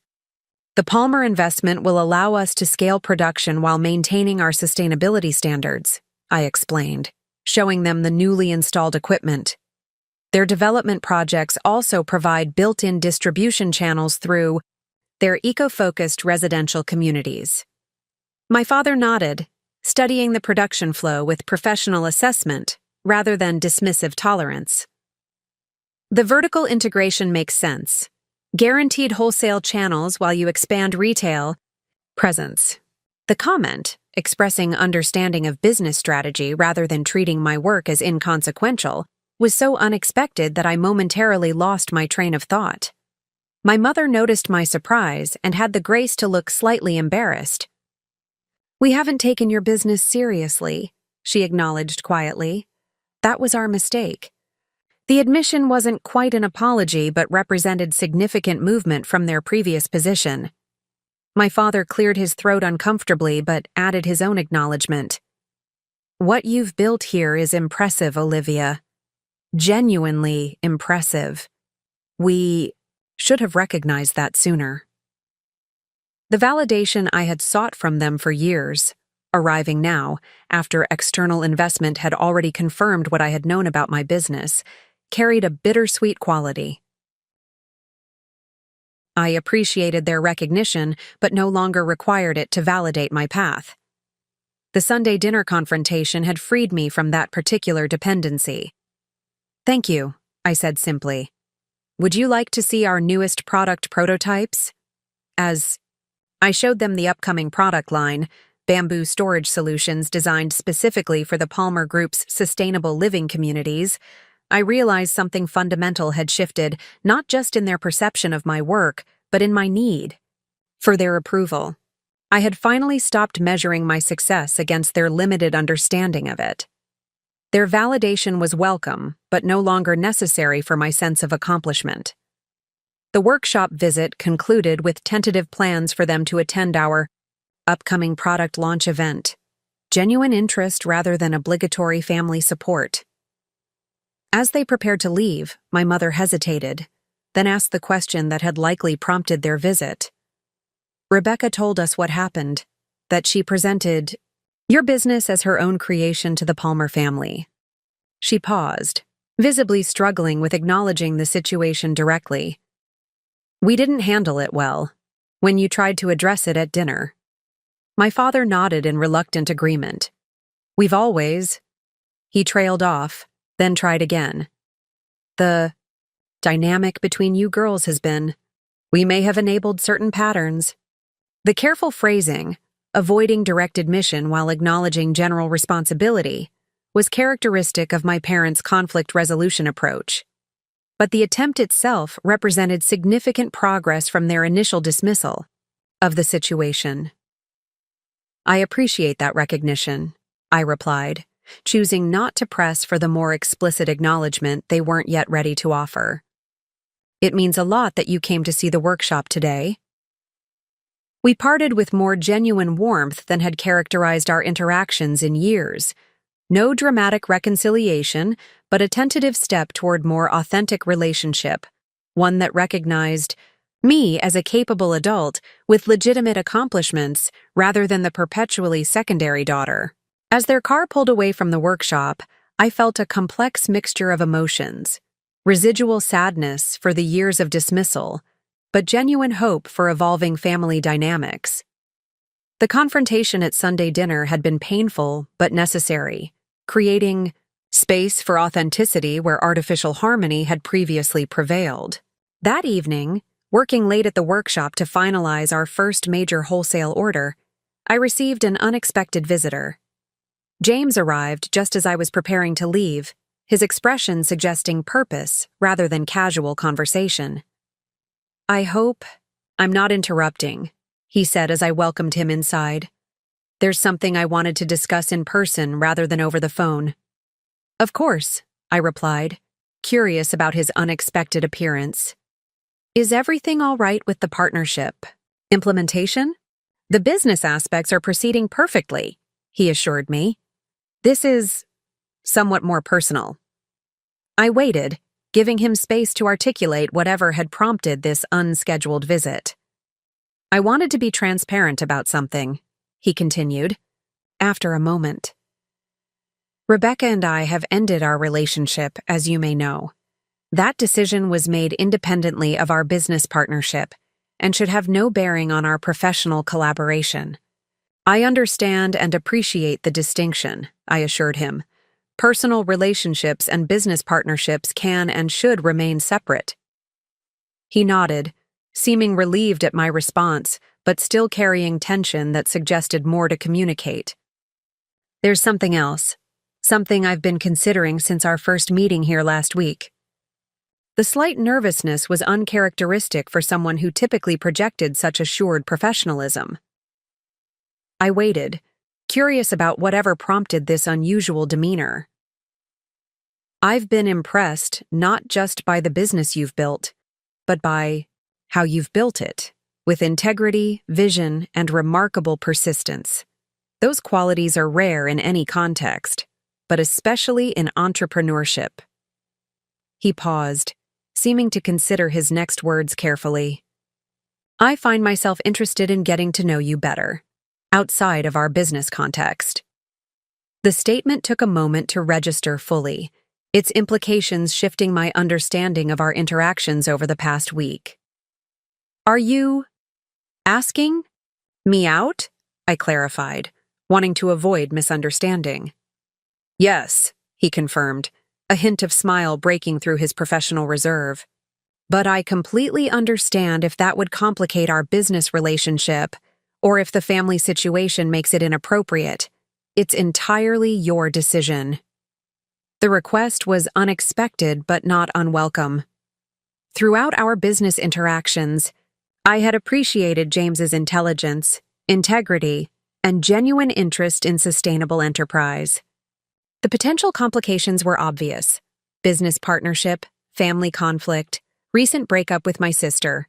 But the connection we had developed through honest professional collaboration felt worth exploring. I'd like that, I replied after, considering the implications. Though we should proceed with awareness of the various complications. His smile broadened with evident relief. Absolutely. Transparent communication and clear boundaries seem essential given the circumstances. We arranged to meet for dinner later that week, a first step toward exploring connection beyond business collaboration. As he left the workshop, I found myself reflecting on the remarkable chain of events that had unfolded from that Sunday dinner confrontation. In defending my business against appropriation, I had gained not just investment partnership, but potential, personal connection with someone who genuinely valued what I had created. The boundaries I had finally established had paradoxically opened new possibilities rather than limiting them. Professional expansion, authentic family dynamics, and now, perhaps personal relationship grounded in mutual respect. The confrontation that had seemed catastrophic in the moment had actually been the necessary breaking point, the clean fracture that allowed proper healing and alignment. By refusing to participate any longer in the family dynamic that had always positioned me as secondary, I had finally claimed primary authorship of my own narrative. As I locked the workshop that evening, surveying the expanded operation that represented 5 years of dedication finally receiving appropriate recognition, I understood something essential about boundaries and authenticity. Defending what you've created isn't selfish. It's necessary for anything meaningful to flourish. The Sunday dinner that had seemed like relationship destruction had actually been the foundation for more authentic connections with my sister, my parents, potential partners, and most importantly, with myself. The dinner with James was scheduled for Friday evening at Terrine, a farm-to-table restaurant known for its commitment to local sourcing and sustainable practices. The choice seemed appropriate for our first non-business interaction, acknowledging our shared values while creating space to explore connection beyond professional collaboration. I arrived a few minutes early, using the time to settle my unexpected nervousness. Despite our multiple business meetings over the past 2 weeks, this context felt entirely different. The professional confidence that had become second nature in workshop discussions was suddenly less accessible when the conversation wouldn't be anchored by business plans and growth projections. James arrived precisely on time, dressed in a way that similarly straddled personal and professional worlds, polished enough to suggest respect for the occasion, but relaxed enough to differentiate this from our business meetings. His smile as he approached contained genuine warmth rather than professional courtesy. "You found it all right?" he asked as he sat down across from me. "I've been here before," I replied. "Their sustainability practices align with Hearth and Home's philosophy. They source entirely from farms within a 100-mile radius." The comment emerged more like a business observation than personal conversation. James noticed, his smile widening slightly. "We can discuss supply chain ethics if you'd like, but I was hoping to learn more about Olivia beyond Hearth and Home tonight." The gentle redirection highlighted how thoroughly I had integrated my business identity with my personal self over the past 5 years. When your creation becomes your primary focus, the boundary between professional and personal naturally blurs. This evening would require conscious effort to share aspects of myself beyond the entrepreneur he had come to know. "Fair point," I acknowledged with a slightly embarrassed smile. "Though I'm not sure how interesting Olivia beyond Hearth and Home actually is these days. The business has been all-consuming." "I doubt that," James replied.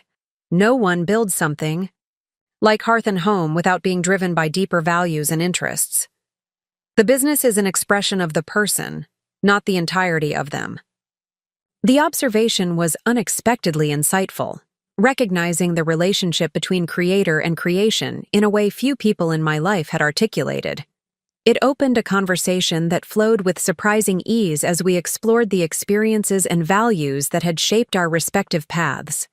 I shared stories from before Hearth and Home, my childhood fascination with fixing broken objects, my corporate design experience and growing disillusionment with superficial sustainability, the moment of decision to risk security for authentic creation.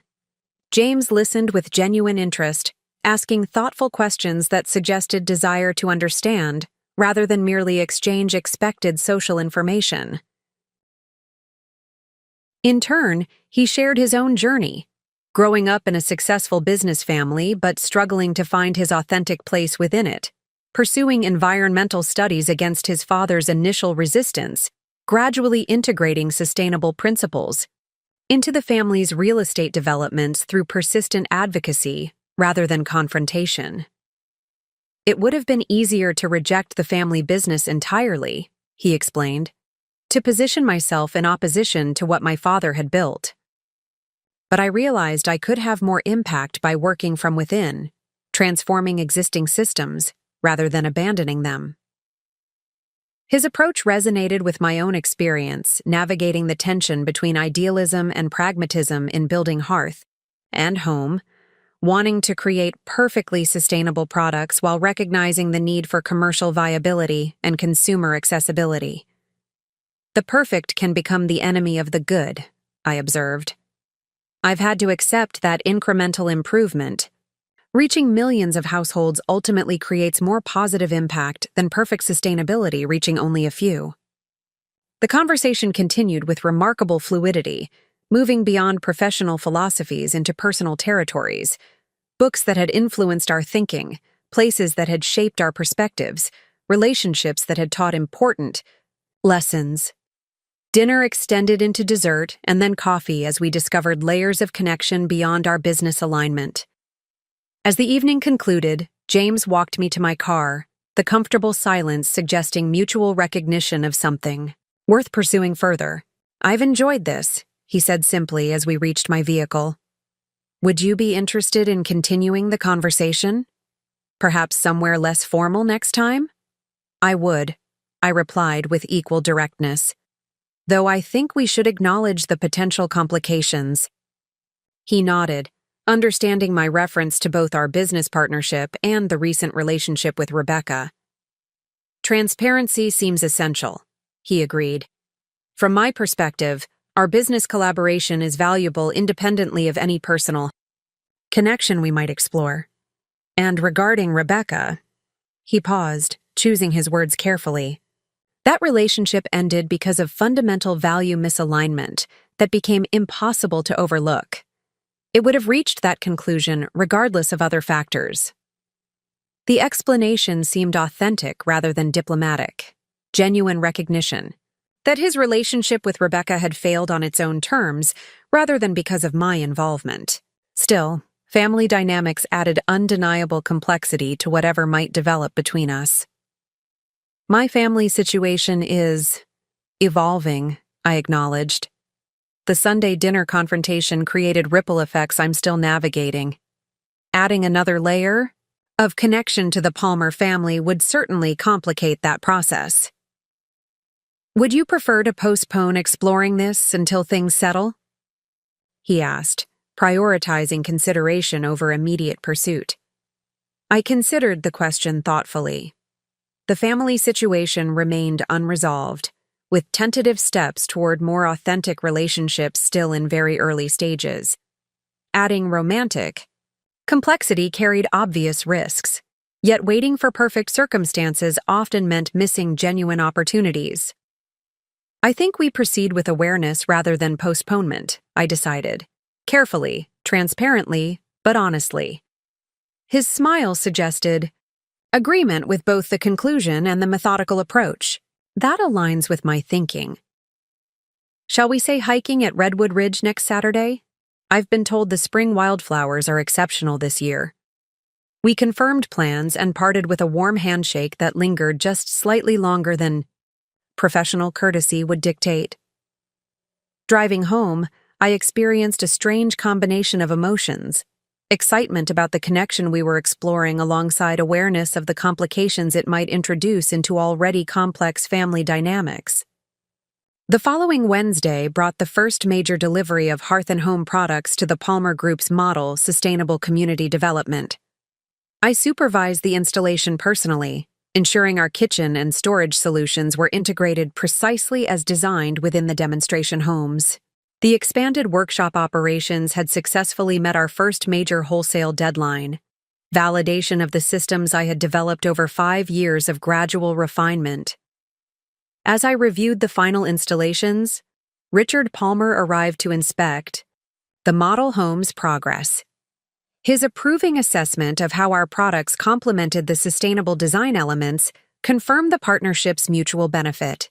We discussed next phase implementation with the easy collaboration that had characterized our business relationship from the beginning. Your products elevate the entire concept, he noted as we toured the completed kitchen in the primary model home. They transform sustainability from abstract benefit to tangible experience. Prospective residents can immediately visualize how these systems will integrate into their daily lives. The validation from someone with his extensive development experience reinforced my confidence in Hearth & Home's growth direction. Our products weren't merely commercially viable, they were essential components of larger sustainability solutions. As Richard departed, he mentioned casually, "Eleanor, and I have enjoyed getting to know you through this partnership. James speaks highly of your dinner conversation last week. We hope to see more of you beyond our business collaboration." The comment was offered with professional discretion, but contained unmistakable personal warmth. The Palmer family appeared to be collectively signaling acceptance of potential relationship between James and me, despite the recent history with Rebecca. The implicit support was both reassuring and slightly discomfiting, family approval creating its own form of complication. That evening, as I updated production schedules at the workshop to accommodate increasing wholesale orders, my phone rang with Rebecca's number. We had maintained limited contact since our coffee meeting 3 weeks earlier, exchanging occasional text messages, but having no substantive conversations. Curious about her purpose, I answered. "Olivia, hi," she began, her tone uncharacteristically tentative. "I hope I'm not interrupting." "Just wrapping up at the workshop," I replied neutrally. "What's up?" "I heard about the model home installation," she said. "The Palmer development. Congratulations. That's a significant milestone for Hearth & Home." The sincere acknowledgement of my business achievement, without qualification or comparison, represented notable evolution in our interaction patterns. Previously, Rebecca had either dismissed my work entirely or diminished its significance through strategic undermining. "Thank you," I responded, genuine appreciation in my voice. "It's been intense meeting the production timeline, but seeing the products installed in context made everything worthwhile." "I also heard," she continued, hesitation evident, "about dinner with James last week." "Ah, there it was, the actual purpose of her call." I waited, curious how she would approach this potentially volatile topic. "I'm not calling to create drama," she clarified quickly, sensing my wariness. "Actually, the opposite. I wanted you to know I'm genuinely fine with it. You and James exploring, whatever you're exploring." The statement was so contrary to expected patterns that I momentarily questioned its sincerity. Rebecca had never willingly accepted perceived competition, particularly regarding relationships that might eclipse her social standing. "That's unexpected," I acknowledged honestly. She laughed slightly, a real laugh rather than the practiced, social sound she typically deployed. "I know. Believe me, I've surprised myself with this response, but the past few weeks have been clarifying about a lot of things." "In what way?" I asked, genuinely curious about her perspective. "Well, for one thing, I've been seeing a therapist," she said, the admission itself representing unprecedented vulnerability. "Started right after our coffee meeting, and she's helping me understand some patterns, particularly how I've related to you over the years." The revelation that Rebecca had sought professional guidance to address our dysfunctional dynamic was perhaps the most unexpected development yet in the post-confrontation evolution of our relationship. Rebecca had always presented herself as completely self-sufficient, requiring no external support or perspective. "That's really positive, Rebecca," I said sincerely. "It's been difficult," she admitted. realizing how much of my identity has been built around external validation and comparison, particularly comparison to you, but it's also been freeing. Starting to recognize those patterns means I can potentially change them. The self-awareness suggested genuine commitment to personal growth rather than strategic positioning. Rebecca's characteristic manipulation had always been performed with such commitment that the performer herself seemed convinced of the performance. This conversation contained none of those familiar theatrical elements, just straightforward acknowledgement of difficult truths. "When I heard about you and James," she continued, "my first reaction was predictable: jealousy, resentment, sense of being replaced.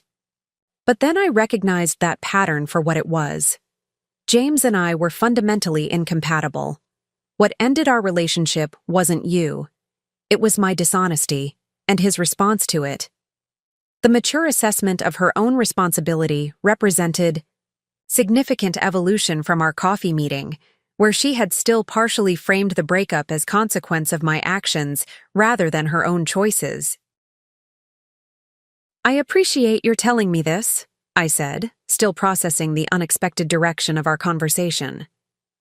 "You deserve happiness, Olivia," she said simply. "You've worked incredibly hard building something authentic and valuable. If James recognizes that value in your business and in you personally, that's something I need to respect rather than resent." The generous framing, acknowledging both my professional accomplishment and personal worth, contrasted sharply with years of subtle, undermining and competitive positioning. If genuine, it suggested possibility for relationship transformation I had never seriously considered. "Thank you, Rebecca," I replied, emotion making my voice slightly unsteady. "That means a lot." "I'm trying," she said, vulnerability evident. "I can't promise perfect consistency. These patterns are deeply ingrained. But I'm genuinely working on becoming someone who celebrates your success rather than feeling threatened by it." The acknowledgement of ongoing struggle rather than instant transformation added credibility to her stated intentions. Real change happens gradually, with inconsistent progress rather than dramatic conversion. "That's all any of us can do," I offered. "Recognize patterns and work toward healthier ones." We ended the conversation with tentative plans to meet for coffee again the following week, small steps toward reconstructing our relationship on more authentic foundation. As I drove home that evening, I reflected on the remarkable ripple effects emerging from that catalytic Sunday dinner confrontation. What had initially seemed like relationship destruction had actually initiated relationship transformation, creating possibility for connections based on authenticity rather than established family scripts. By finally defending what I had created, I had inadvertently created space for something new to emerge in multiple relationship domains. The hiking date with James that Saturday unfolded with the same natural connection that had characterized our dinner. Away from business contexts, our conversation expanded into new territories: childhood memories, travel experiences, philosophical perspectives, personal challenges. The physical activity provided natural rhythm to our interaction, comfortable silences punctuating engaged discussion as we navigated steeper trail sections. At the summit viewpoint, overlooking the valley where both the Palmer Sustainable Development and my workshop were located, James gestured toward the visible evidence of our respective professional contributions to the landscape. "There's something powerful about seeing the physical manifestation of values," he observed. "Ideas transformed into tangible reality that changes how people live." The observation captured precisely what had motivated my transition from corporate design to entrepreneurship: desire to create actual objects that helped people live more sustainably rather than merely discussing theoretical approaches. James seemed to intuitively understand this drive without my needing to articulate it explicitly. As our relationship developed over subsequent weeks, I was struck by the ease of our connection, the natural alignment of values, the mutual respect for each other's work, the balanced exchange that characterized our communication. Unlike previous relationships where I had found myself either diminishing my professional focus to accommodate a partner's ego or struggling to justify my priorities, with James these tensions were noticeably absent. "I admire how completely you've committed to building Hearth and Home," he commented during a late dinner at my apartment after we had both worked well into the evening on our respective projects. "The integration of values and work is rare." "It hasn't always been simple," I acknowledged, thinking of the years of financial precariousness and family skepticism. There were definitely moments when returning to corporate security seemed like the rational choice.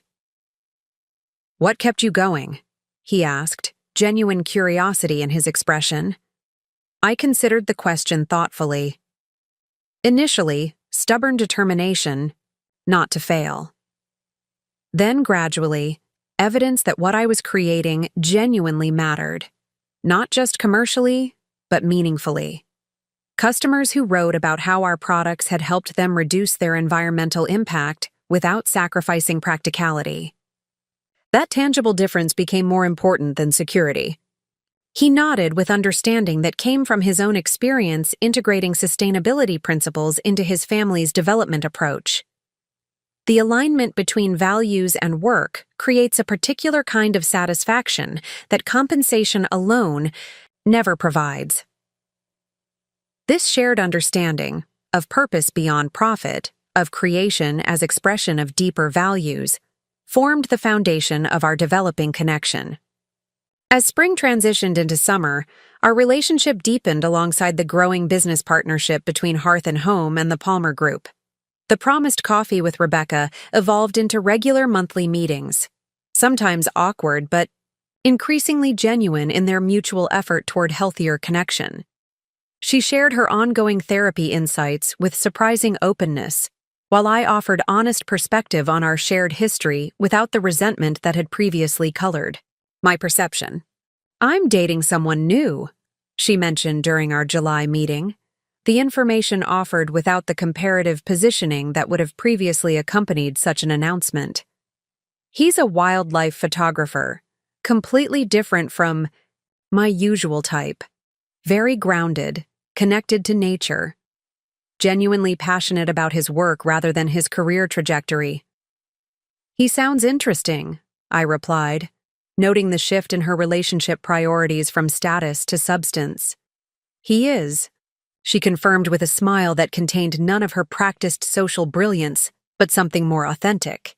"And significantly, he has absolutely no connection to either of our professional worlds. Just his own entirely separate passion.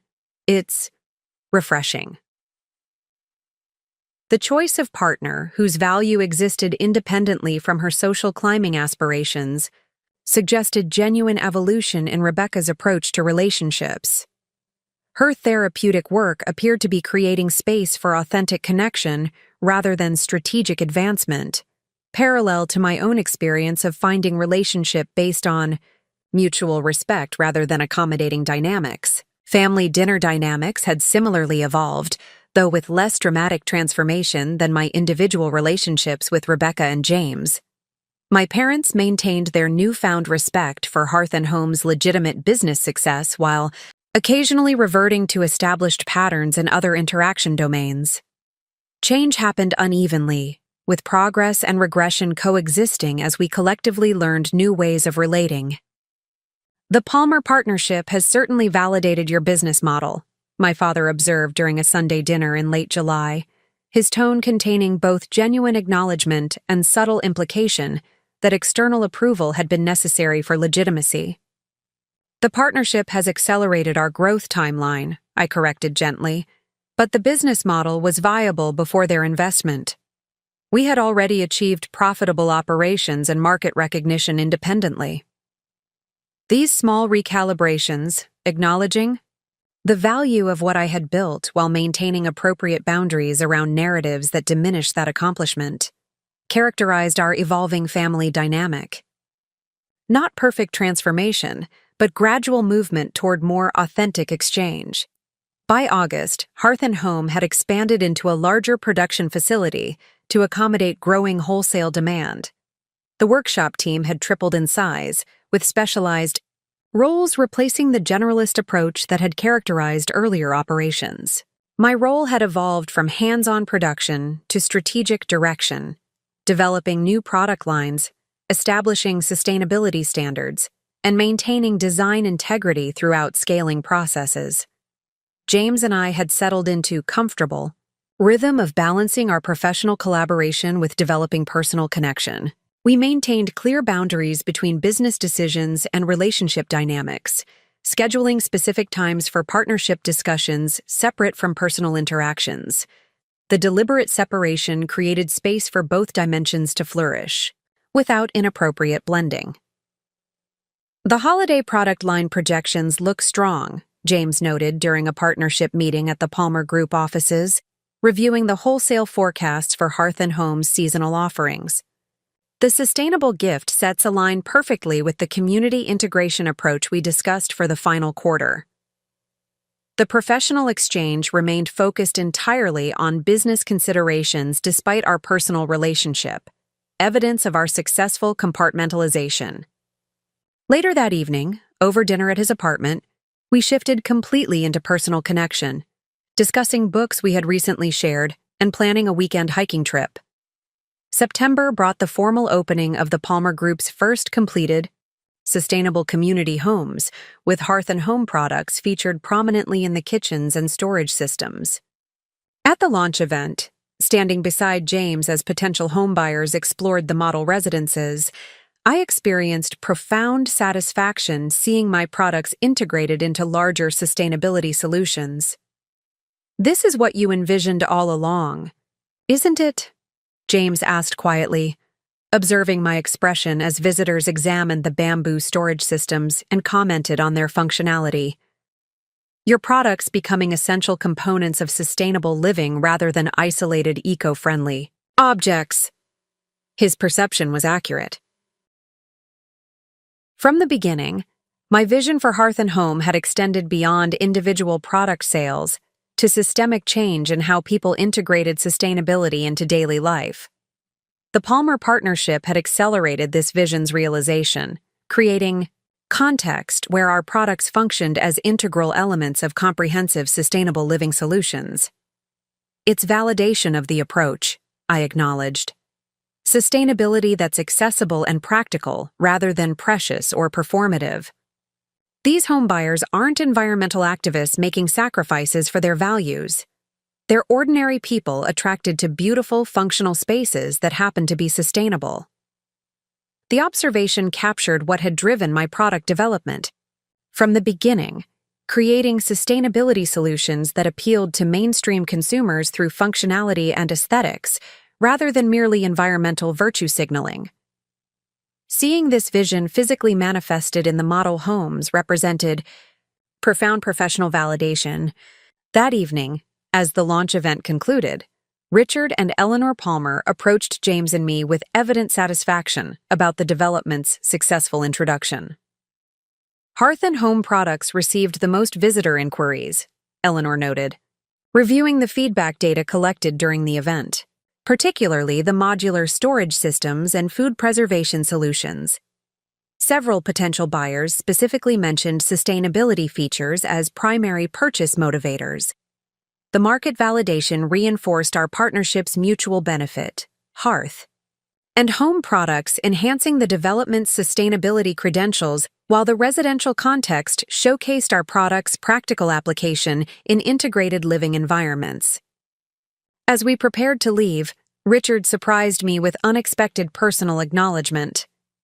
"You've built something remarkable, Olivia. Not just commercially successful, but genuinely meaningful. We're pleased to have both the business partnership and the personal connection through James." The comment represented complete inversion of my previous experience with the Palmers. From being incorrectly introduced to them through Rebecca's misrepresentation to being valued authentically for what I had actually created. The transformation had unfolded over just 6 months since that catalytic Sunday dinner confrontation. Driving home that evening with James, I reflected on the extraordinary chain of events that had emerged from that painful family confrontation. By finally defending what I had built against appropriation, I had inadvertently created conditions for multiple authentic connections: professional partnership based on genuine value recognition, personal relationship founded on mutual respect, and evolving family dynamics with potential for greater authenticity. "You're quiet," James observed as we neared my apartment. "Tired from the event?" "Reflective," I corrected, thinking about how differently everything might have unfolded if I hadn't finally stood up for myself at that dinner. He considered this thoughtfully. "The confrontation was inevitable at some point. Rebecca presenting your business as her own creation was bound to be discovered eventually. Perhaps the family dinner setting was actually optimal, painful but contained, with immediate consequences rather than prolonged deception." The perspective offered useful reframing of what I had experienced as relationship catastrophe. Perhaps the confrontation hadn't been relationship destruction, but necessary recalibration. Painful but essential for creating conditions where authentic connection could potentially develop. "The ripple effects have been remarkable," I acknowledged, "far beyond what I could have anticipated in that moment." "That's often true of authentic action," James observed. "When you finally advocate for your genuine worth, professionally or personally, it creates space for relationships based on reality rather than accommodation." The insight captured something essential about my journey since that Sunday dinner: confrontation. By refusing to participate any longer in dynamics that required my diminishment, I had created possibility for connections that honored rather than erased my authentic self. The professional success, evolving family relationships, and developing personal connection with James were all, in different ways, products of that fundamental shift in self-advocacy. As we arrived at my apartment, James turned to me with uncharacteristic hesitation. "I've been meaning to ask you something. The Palmer Group is sponsoring a sustainability conference in Vancouver next month. I'm presenting our integration approach with Hearth and Home as a case study. I was hoping you might consider attending with me, extending the trip for a few days to explore the city together afterward."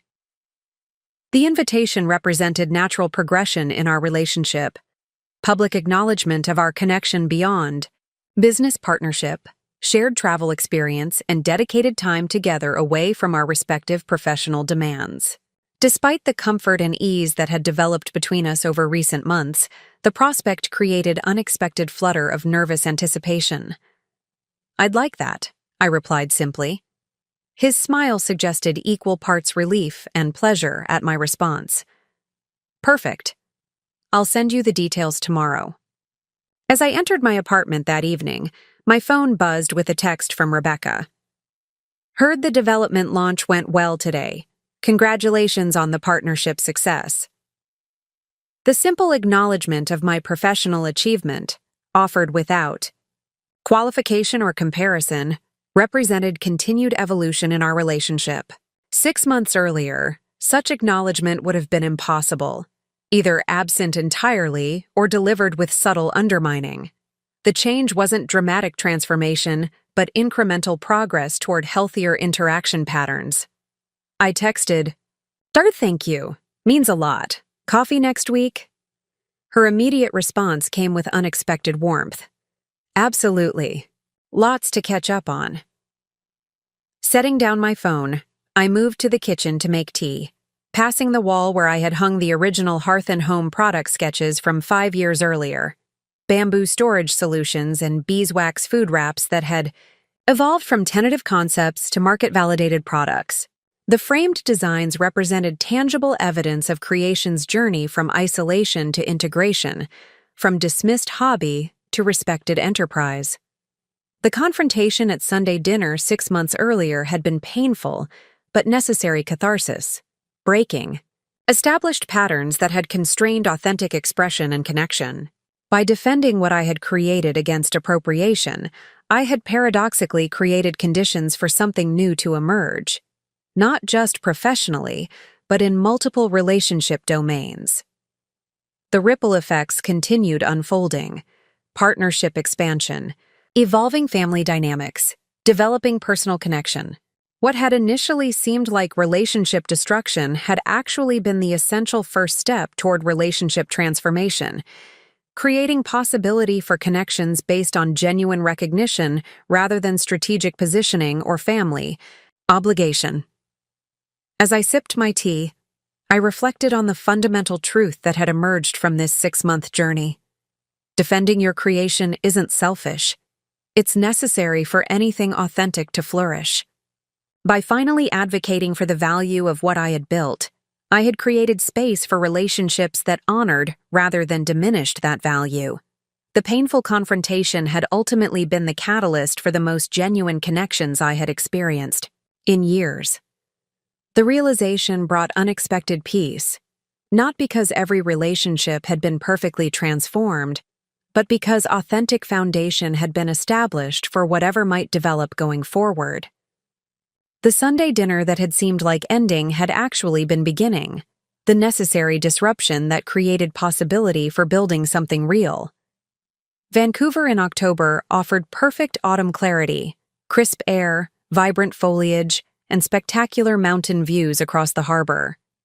The sustainability conference that had brought us to the city occupied the first 3 days of our trip, with James presenting our integration case study to industry leaders and environmental innovators. Sitting in the audience during his presentation, I experienced the unique satisfaction of seeing my work contextualized within larger sustainability frameworks. Hearth and Home positioned not as isolated eco-friendly products, but as essential components of systemic environmental solutions. The partnership between Palmer Sustainable Communities and Hearth and Home exemplifies next-generation integration, James explained to the attentive audience, gesturing toward slides showing our products installed in model homes. By embedding sustainable alternatives directly into residential environments, we normalize eco-conscious choices rather than positioning them as specialty options. The approach had been my guiding philosophy from Hearth and Home's inception, creating sustainability that felt natural rather than performative, accessible rather than exclusive. Hearing it articulated as innovative business strategy in an international conference setting represented profound evolution from my converted garage workshop beginnings. Following the presentation, I found myself engaged in conversations with potential international partners interested in similar integration approaches. Sustainability developers from Europe, Australia, and Asia exchanged business cards and discussed possible applications of Hearth and Home products within their respective markets. The connections created potential for expansion I had envisioned, but hadn't expected to materialize so quickly. Your products solve the practicality challenge that hampers many sustainability initiatives, noted a Swedish architect specializing in eco-conscious urban housing. They're beautiful and functional first, sustainable second. That's precisely what mainstream adoption requires. The validation from international sustainability experts reinforced what the domestic market had already confirmed. Hearth and Home's approach bridged the critical gap between environmental idealism and practical consumer behavior. By creating products that functioned better than their conventional counterparts, while also offering sustainability benefits, we had developed solutions that appealed beyond committed environmentalists to reach mainstream households. Up next, you've got 2 more standout stories right on your screen. If this one hit the mark, you won't want to pass these up. Just click and check them out. And don't forget to subscribe and turn on the notification bell so you don't miss any upload from us.